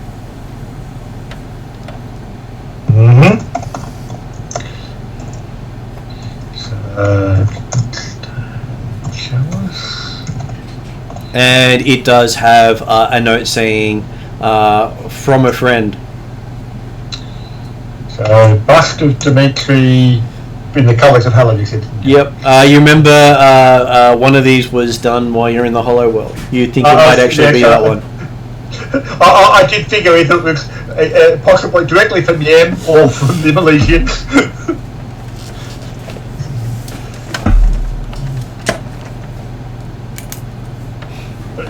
I was actually wondering about whether the Dimitri would have been able to actually encourage Yem to attend the event, but I thought, it would be hard for him to get around. Some of these people do struggle to travel at a moment's notice. Okay, so I believe that covers everything Dimitri got out of the event. Marvellous. Besides small little knickknacks here and there that you can work out between now and next session. Yeah. So, obviously, yes. There are gifts coming from all over the known world. They are. And then Dimitri finds himself invited to Highforge by the king to attend stuff on behalf of the Duke. Well, and obviously to receive those gifts that he couldn't send directly.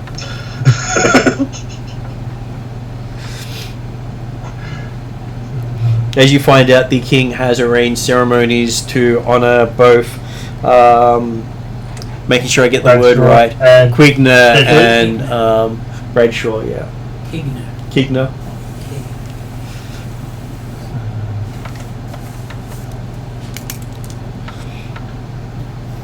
Once Dimitri's ceremony is all done, without wishing to appear Rain on the rude parade? or anything, but yeah, I'm quite keen to head off and see the king.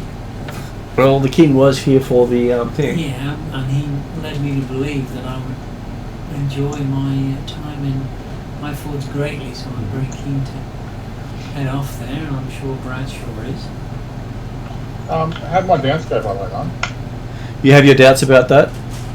Oh, no, with my wife turned up, how did we get opportunity to dance at Dimitri's thing or not? Yes, you did get a chance to dance with her at Dimitri's thing. Okay. And you only lost 2 toes to her stilettos. She Did she come dressed up, or how'd she turn up? she was basically putting all the other halflings to shame. Oh, okay. Yep. Mainly because no halfling wants to outshine her once they know who she is. No, that's how she plays. See that. Oh, she's got a reputation worse than Bradshaw. For being stupid. No, for mass murder. Right. So, as an NPC, she fits the murder hobo thing perfectly well. Yeah, so our first date was in a pub where she killed all the people in the pub just to have a nice quiet beer with me.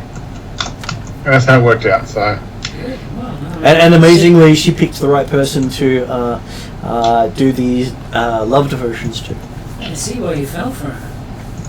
Oh, look, I mean, my character has a flaw of any character with red hair female, and unfortunately the smart decided to do that on that one. So I kind of just flowed the role playing with it, and I go, oh, she's amazing. Oh, what if she? And it's like, and I realised that I do know my limits with her, and she tells me very quickly that I've departure limit, and I go, yes, honey, no problems. So.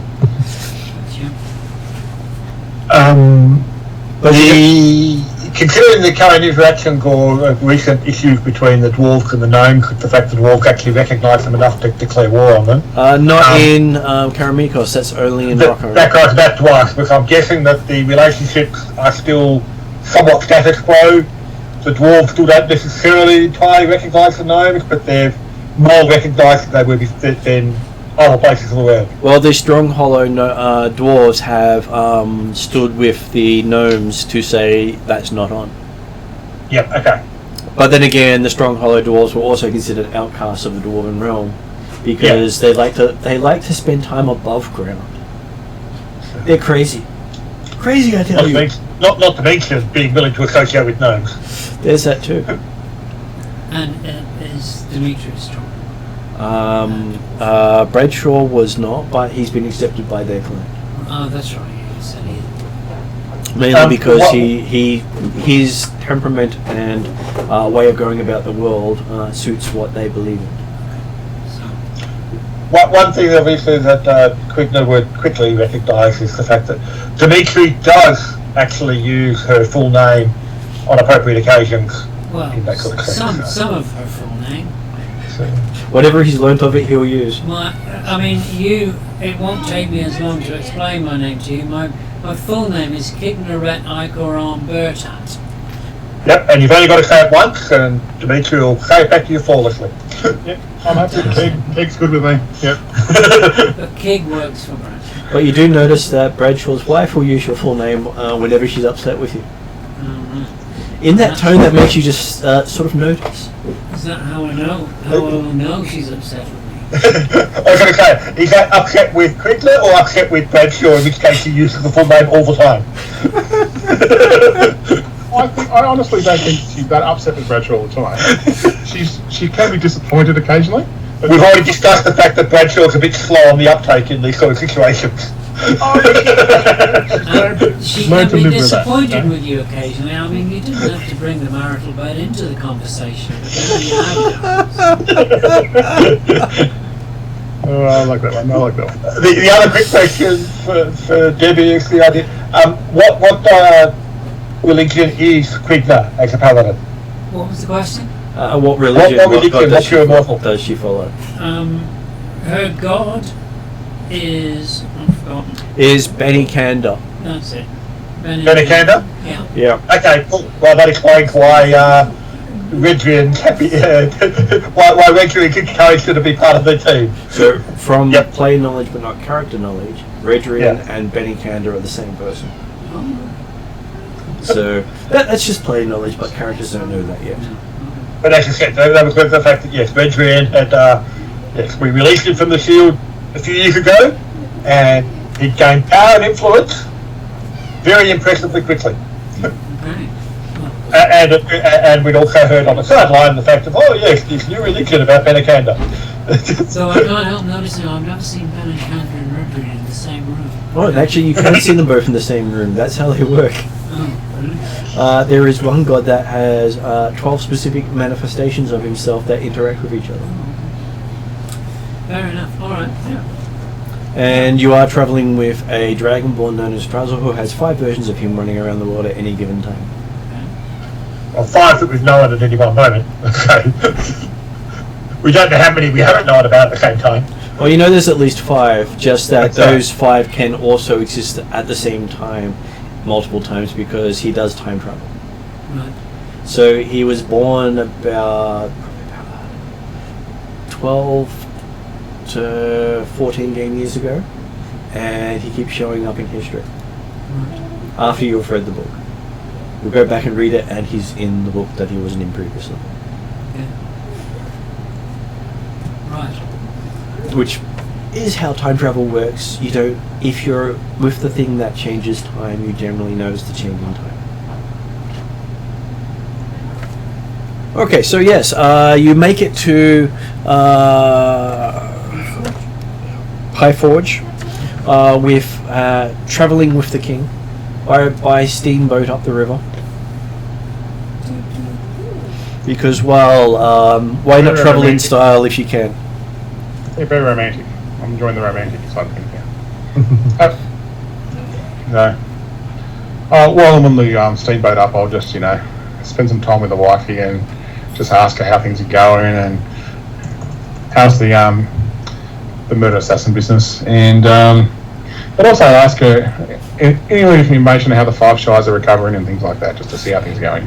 Well, she says that there's always an opening for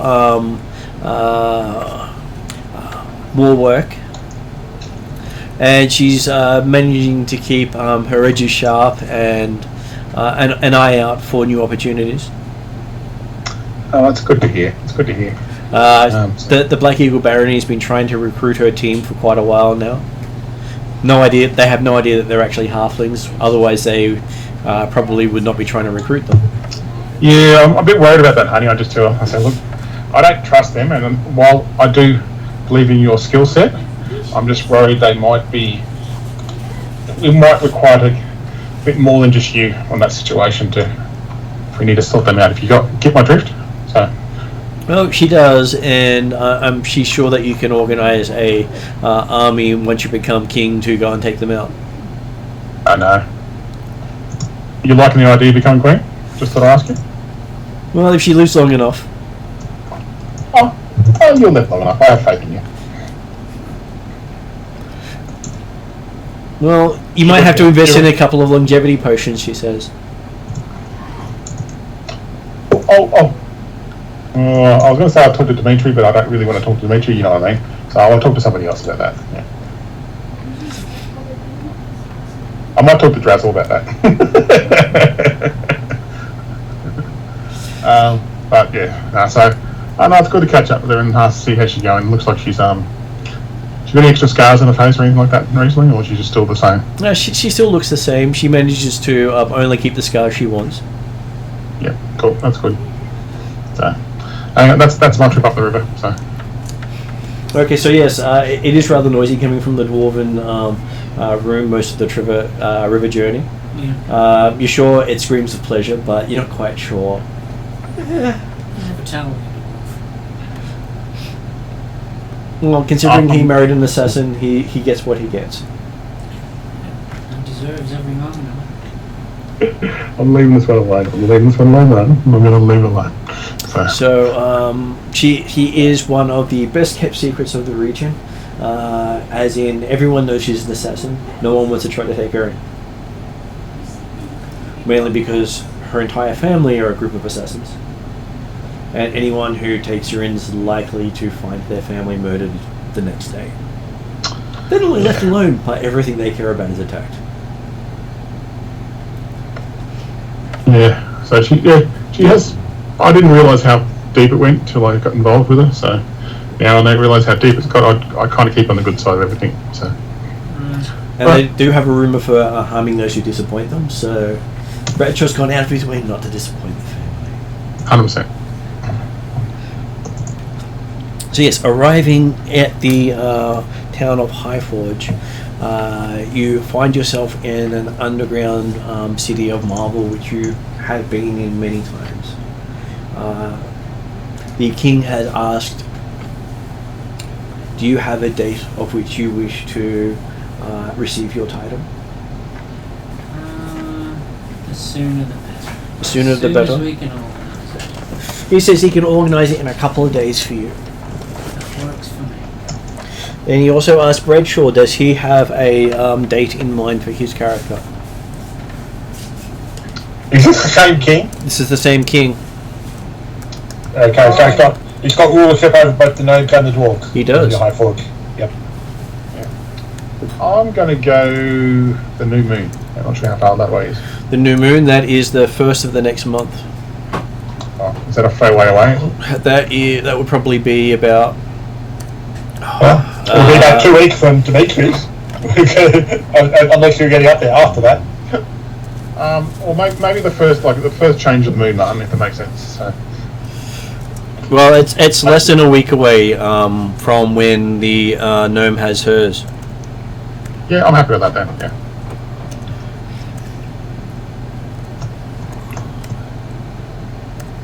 Making sure I write down the dates so I get things out right. Yeah, obviously the important part of all this is Dimitri Senior.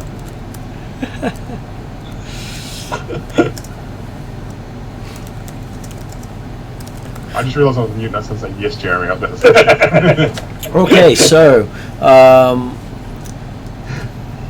Kegna, did I get it right that time? Can't guarantee I'll keep getting it right, but I'll try. Kegna has been offered knighthood of Highforge.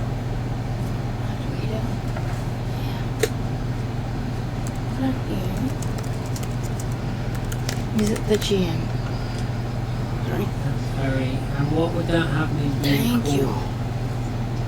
That you'll be called Sir Quigna.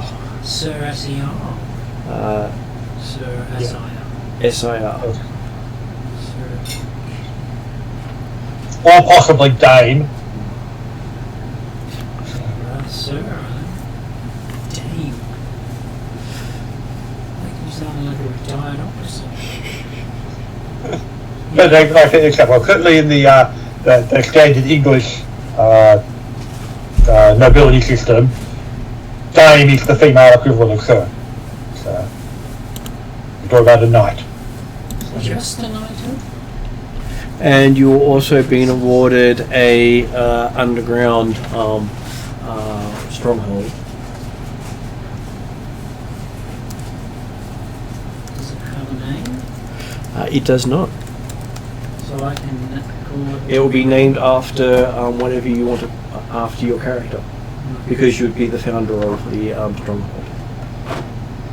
So something like Keyhole or something like that. It would be. Sort of ring to it. Keyhole.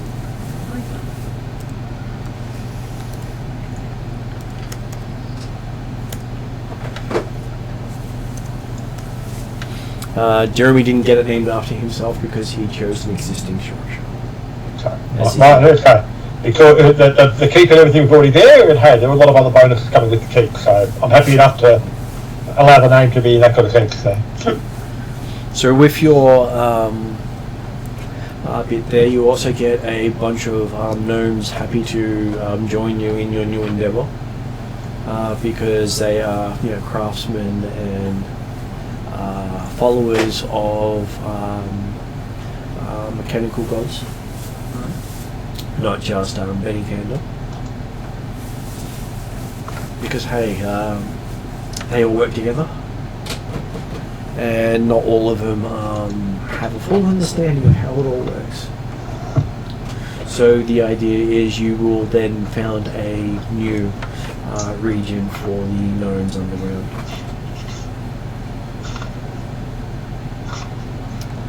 Though they always warn, don't delve too deep.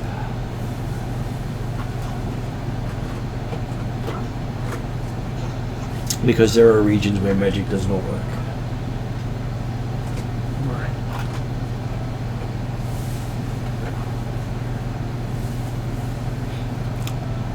Does your character wish for anything specific from the king?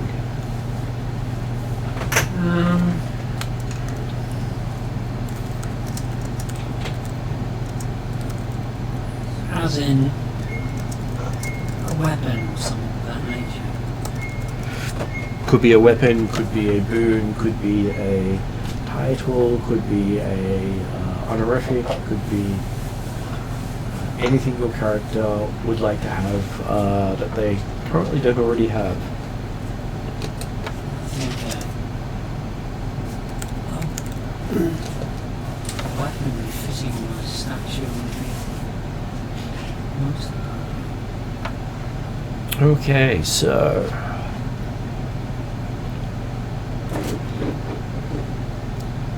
that's fair. I've got the right one for you. The king gives you a knife shield. Knife shield. Yep. It is a defensive item as well as a aggressive item. I think I even have a picture of one. Use the right mouse, that will help. Let's go to knife shield.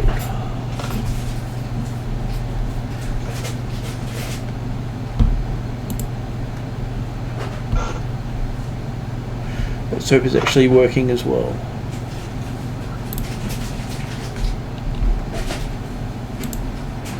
Okay, not sure if you can see that well. Yeah. But it's basically a blade coming out of a rounded sort of shield. A single blade, whereas a sword shield has it coming out both sides.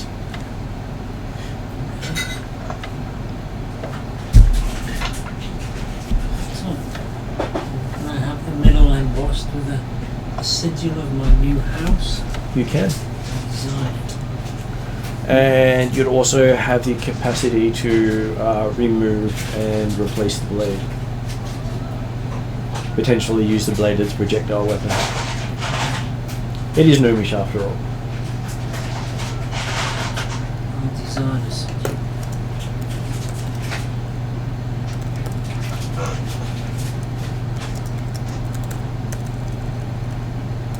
I'm honoured by this gift, Your Majesty. So that had been probably 5 years of a dwarven, a halfling gnome and dwarven smith's work. Team of workers working on it. Deeply skilled. And the knighthood and the stronghold, Cakehold. and I will swear that I will use this fine weapon to bring betterment to the land. And would it have some special property associated with your character? What's something your character is renowned for?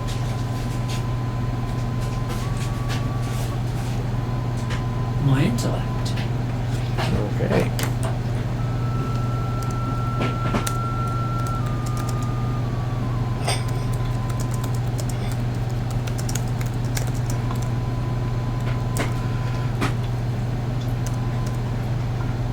Okay, so you do find out that it has some sort of puzzle game built into the surface.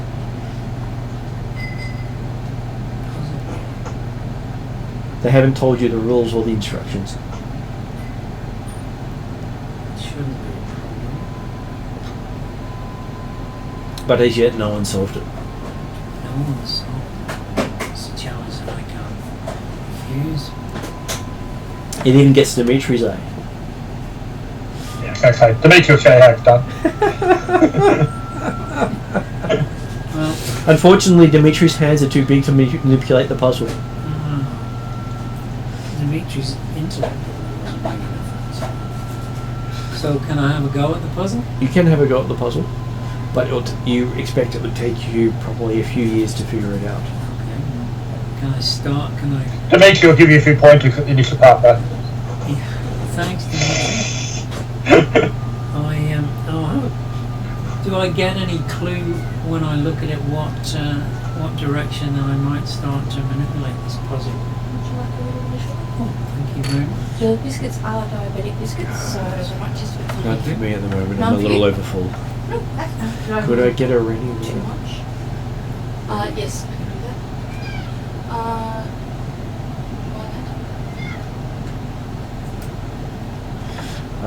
Looking at it, you think it's a slide sort of word and symbol puzzle at the same time. Okay. Yet none of the pieces actually slide. It's all a mixture of magic and mechanics behind it. What kind of devices are my fortitude, my speciality? So you find it most enjoyable pastime and very relaxing. Just not actually solving it is more relaxing than solving it. Which makes you wonder if it's actually solvable. I can solve anything. You have heard of puzzles that are just puzzles. No? Yeah, so it's a gnomish pastime to create things that can't be solved. And yet, there are occasional ones who do manage to solve it. To solve the unsolvable.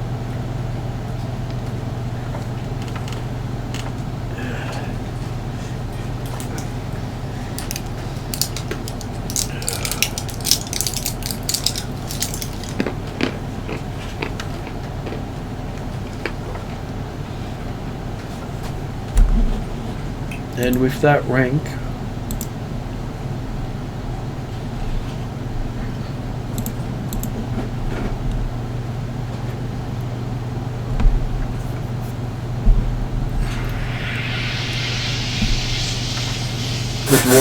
the gnomes consider you one of their army generals, if there's ever a time.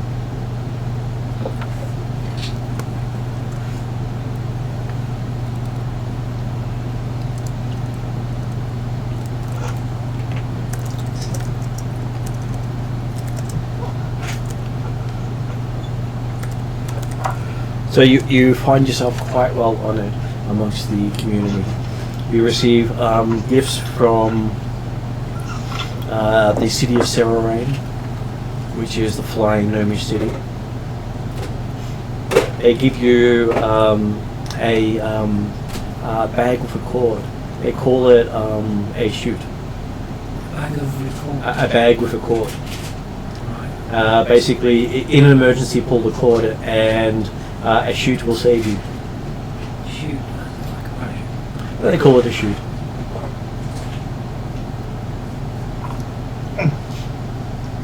So the instructions make you think that you must fall from a great height before you pull the chute, otherwise it won't hold much. Okay. But they're sure that you can figure out other ways of making it useful. Sure I can. If I can't, nobody can.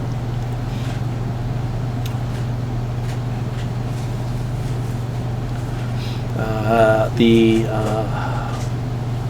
High Mountain Dwarven City sends you a spyglass. Basically, the equivalent of how you got the pirate telescopes that go out. You get one of those ones done in fine craftsmanship.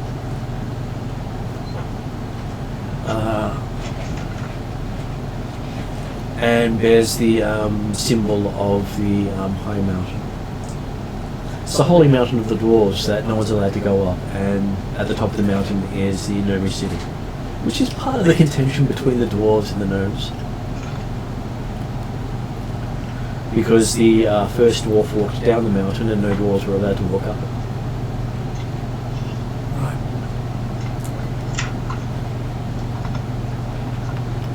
And you gain a metal flame creator from the islands of Arendi. They have a Gnomish settlement out there, which you've served a few times helping them. Yeah. Their city is high up above a goblin town. And the Goblin Town is a place where adventurers go to ransack on occasion as a tourist attraction. So the goblins there will die spectacularly whether you hit them or not. Yeah, they generally do it as part of the gap year. So a flame creator would be useful in dark spaces. It would be, it's basically a lighter. But they call it a flame creator. This lighter just seems so mundane. Exactly. Why use one syllable when eight will do?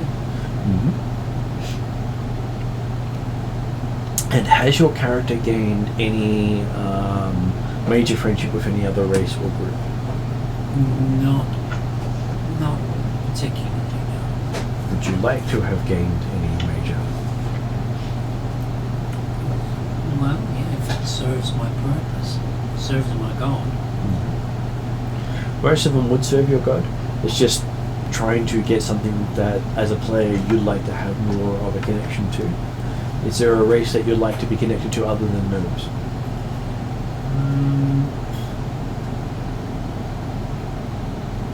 I'm fascinated by the dragon. Okay, so also from Arendi, you do get a orb of travel, which tells you what time of day it is and which direction is north at the same time.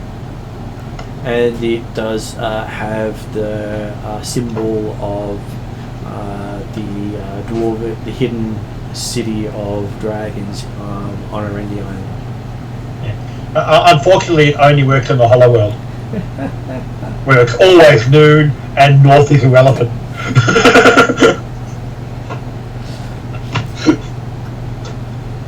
So you do know that the dragon cities are all hidden from the world, and only a dragon or a friend of the dragons can actually find one.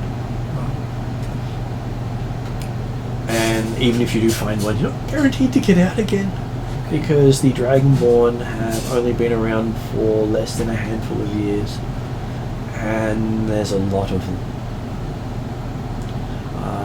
Traveling at various points with Drazzle through your career, you'll find that he has spent most of his time in your company mapping the world, the people, the cultures, where everything's positioned, what people do, everything you need that I think that a military strategist would like to know.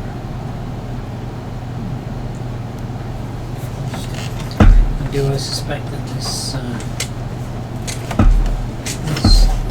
might, because it has a symbol, might help me to find the hidden city? You found that you have been welcomed by that city, and you can find that one again whenever you want to. It's one of the few dragon cities you can find, and you know that there's probably another 10 in the region, but you don't know where those ones are. Though you have a feeling Drazzle does, even though he doesn't talk about it. So, as much as you talk slowly to people who you think are not that intelligent, Drazzle generally speaks in riddles. And he leaves things unsaid. So if he can't tell you, he'll just generally walk off and leave it to you to figure out what to do next.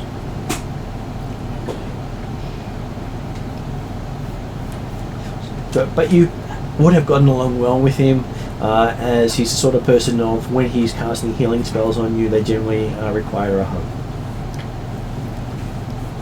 So any touch spell generally does require hugging. From someone who's about 7 to 8 feet tall to you're about 3 to 4 foot tall, there's a lot of hugging. Well, they don't necessarily require hugging, but apparently for the way that Daz will do it, they always have hugging involved. And I'm 3'7.5". Cute. Yep. So in your case, it involves hugging and lifting. Well, As you get your feet dangle off the ground. what's better than a hug? And you do know that most of the dragons of the world are split into 5 groups, each based on element. So the ones out of Arendi are of fire, and they generally evolve around the reds, the golds, the rubies, and the amber dragons that you've seen. And they seem to have a friendly rivalry with a pirate settlement out that way too, where the dragons during study break will go and attack the pirates. Hyenas, they deserve it.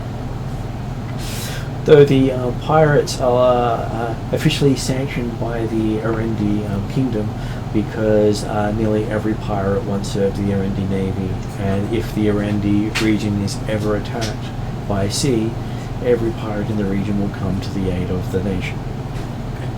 So, as scary as the Arendi navy is, having every pirate fleet come to help is just terrifying in its own right.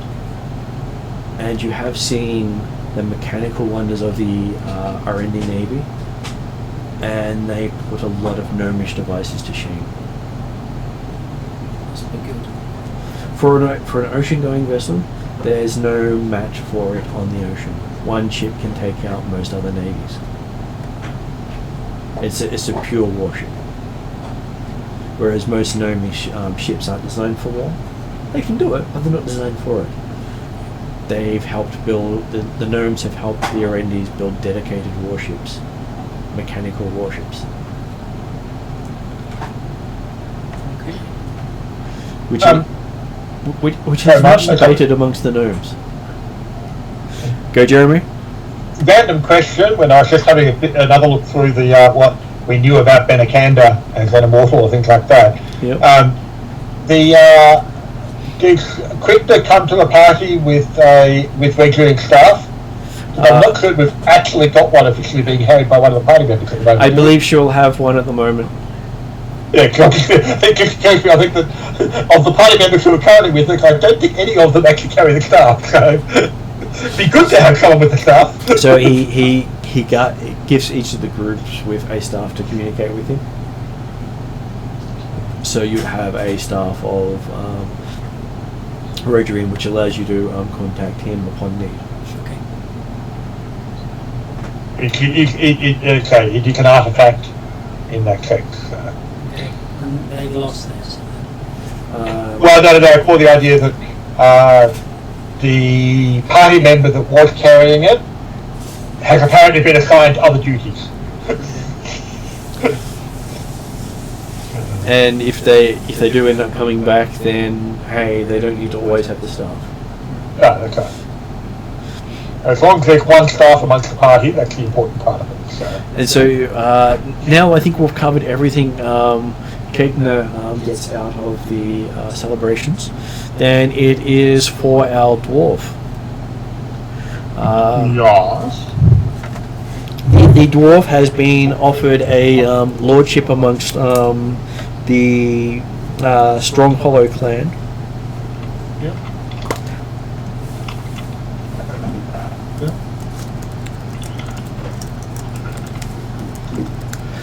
And does he accept that and swear fealty to the clan?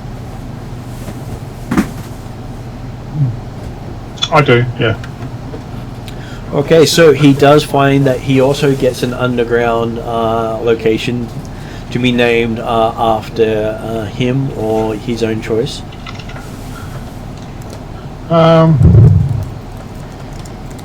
Does the Strong Hollows already have an ancestral stronghold or multiple strongholds in that kind of sense? They technically do in Rockholm. Yeah. But they basically share the kingdom of Highforge with the gnomes, and basically get anything they get is also considered part of that kingdom. Okay, so can we call it Durgan Keep? That's my Durgan- last name for sure. Durgan Keep. Yep. Okay, Not Bruce? it was tempting to go through my mind. I won't deny that it went through my mind. I think he felt that he felt it would give more a family name. That's what he's thinking about. Yeah. Yeah, he didn't want his brother taking it over. Okay, so it's it would be near a river, near the surface, and would have a halfling presence as well. Understand? Yep.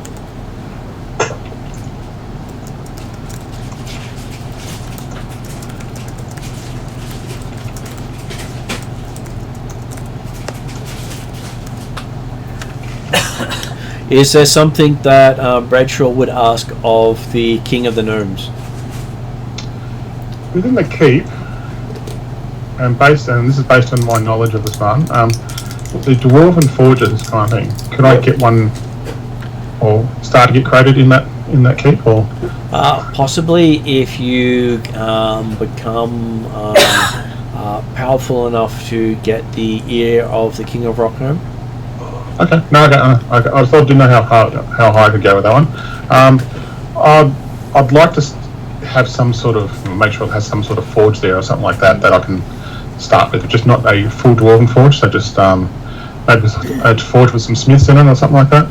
So, Bradshaw doesn't. While he's thinking about things for a while, he's thinking he'd like to keep it quite simple for that thing. But his main goal over time would be to get a dwarven forge installed, kind of thing. Well, so, to get a proper forge of power would require you to be one of the ruling clans. yeah, no, that's why I thought I'll hold off. But that's his long-term dream, if that makes sense. The Strong Hollow clan here has not gained enough power to get a forge. No, that's understandable. So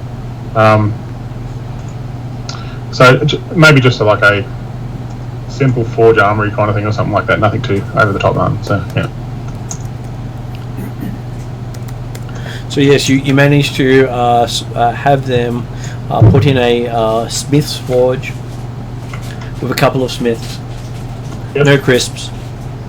No, that's fair enough. Yeah, with a couple of smiths. Yeah. Yeah. No chisels. Yep, that's good. Now, okay, that's pretty much what I would be after. Yep. So,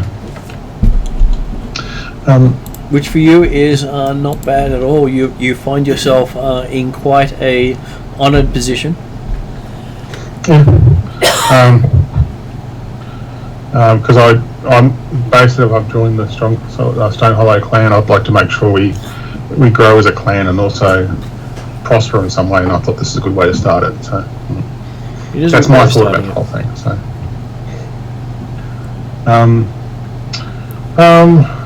The only thing I had no idea is when we're talking about items and things like that, Martin, because I've got the I think Tolkien shield and special chainmail. Maybe those could be over time be rebranded to kind of Stone Hollow over time. Like I don't expect it overnight. Like I give the Smiths some work to actually see if they can enhance those items over time. Well, your character has had at least 3 to 4 months to prepare for this. I'm happy to have said that they've all been retooled in that time frame. Yeah, so I'll let you have a think about how we want to rename it or redo them kind of thing anyway, but I just thought most of them I go back to Rockholm. I would like to, if I'm going to truly honour my new clan, I would like to make sure my armour and shield honours them as well. So. And while you are ruler of that area, your wife has full say over your holdings, and you are free to go about your life as you wish, unlike if you had settled in Rockholm.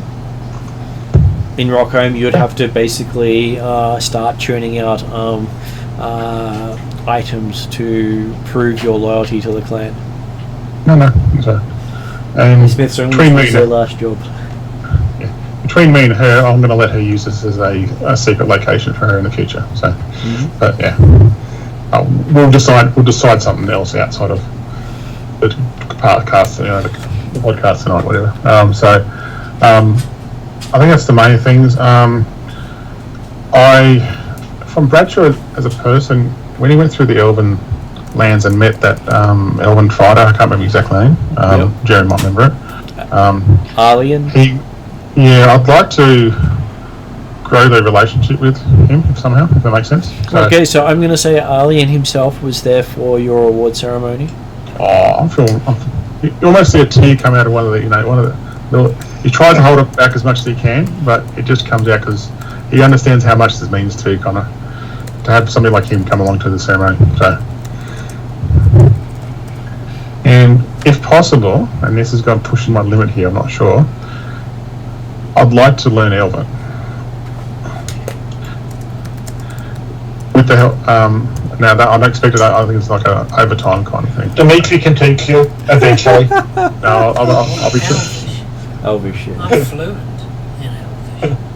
I know, but yeah. When I went to the Elven lands, I was an outcast, so I'd like to. An elf who's actually accepted by the dwarves, and was accepted by the dwarves long before he was born, and wears dwarven clan symbols on his armour. No, I chose Elvish as one of their languages. I know a lot of languages. Yeah. It very impressed me with like his demeanour and all that, and I feel that I'd like to know him more and actually also learn a bit more about their culture as well. From my brief, while I'm a dwarf in an elven place, I wasn't well liked. I'm hoping over time I get to grow the relationship, if it makes sense, Martin. So. Yeah. Just don't let your wife find out. Oh no! Look, about the bromance. Yeah. Oh, she knows full well about the bromance. She actually admires him as well. So, given the chance, she will dance with his elven friend over him. 100%. He's more confident. But then, so will Bradshaw dance with him. He actually got to the feet. Yeah. So they both compete for his attention.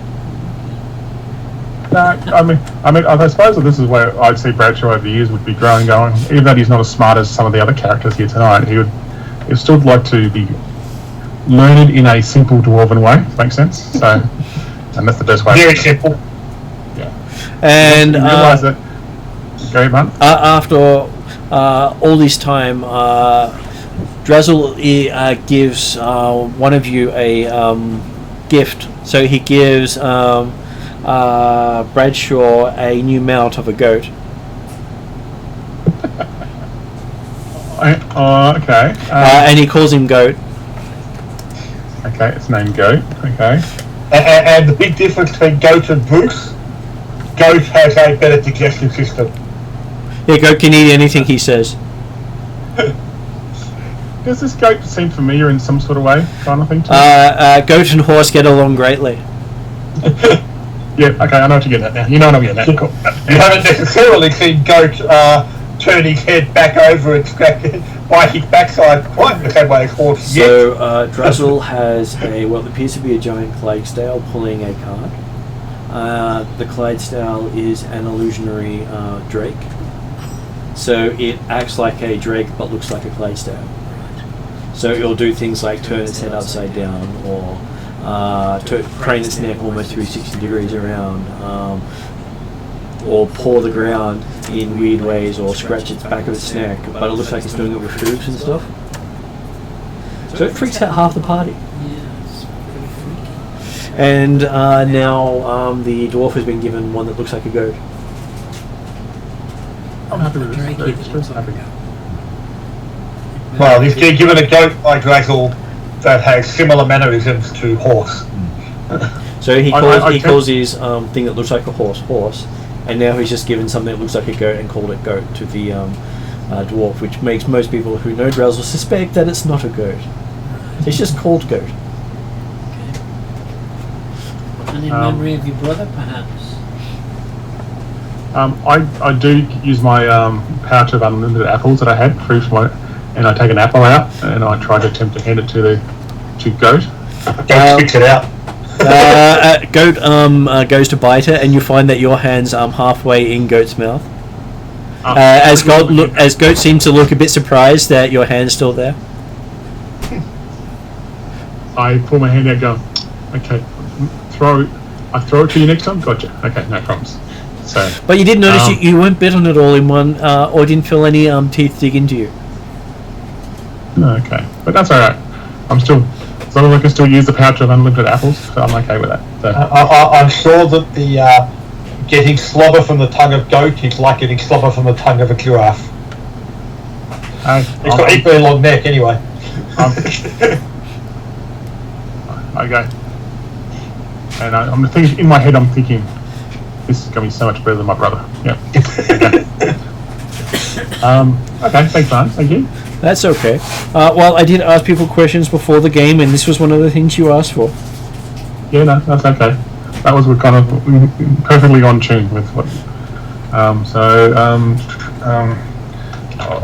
I intend for you guys to head out to Rockholm next, as that was suggested by where some of the party would like to go, but considering we don't have the rest of the party here, I thought this might be a good point for us to call it a night and see what we get next session. And allow more input as to the immediate direction of the party. As well as a chance for the others to get some of their own bonuses. Yep. Just that, of course, I'm sure the people who were first were more important. As Jeremy will point out in multiple occasions, I'm sure. No, man, it's the first time I've actually written down everything you've said tonight. So just let you know. So, I'm getting better. So Bradshaw. So what do you say? He's only got to say it twice. Do you remember it this time? And Bradshaw, just to be clear, that means we're stopping.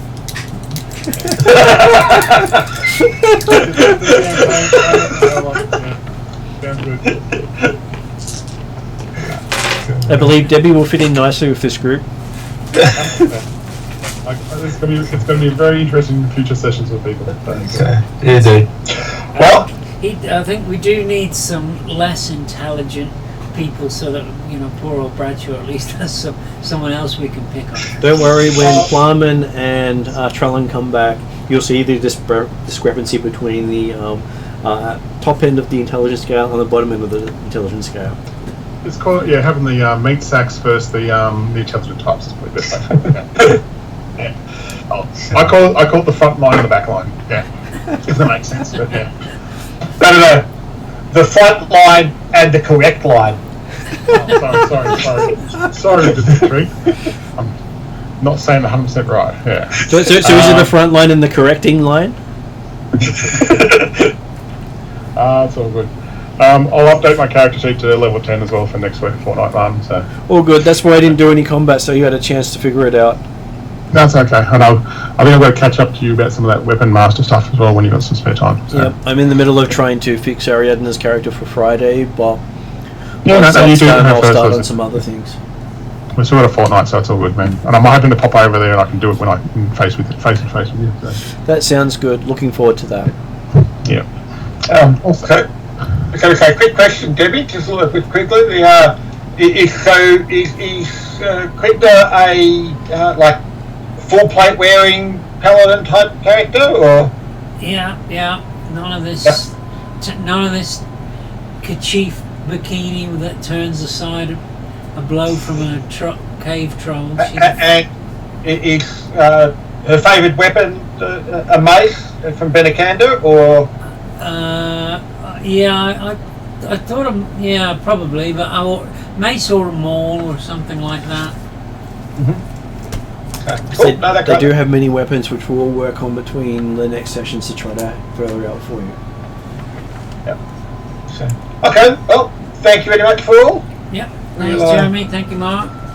Good to meet you, Debbie, and thank you, Martin. And we'll catch you later, Mark. No problem. We'll see you guys. Have a good night, all. See you Night. later. Okay, I'm unlikely to be available next session for this one.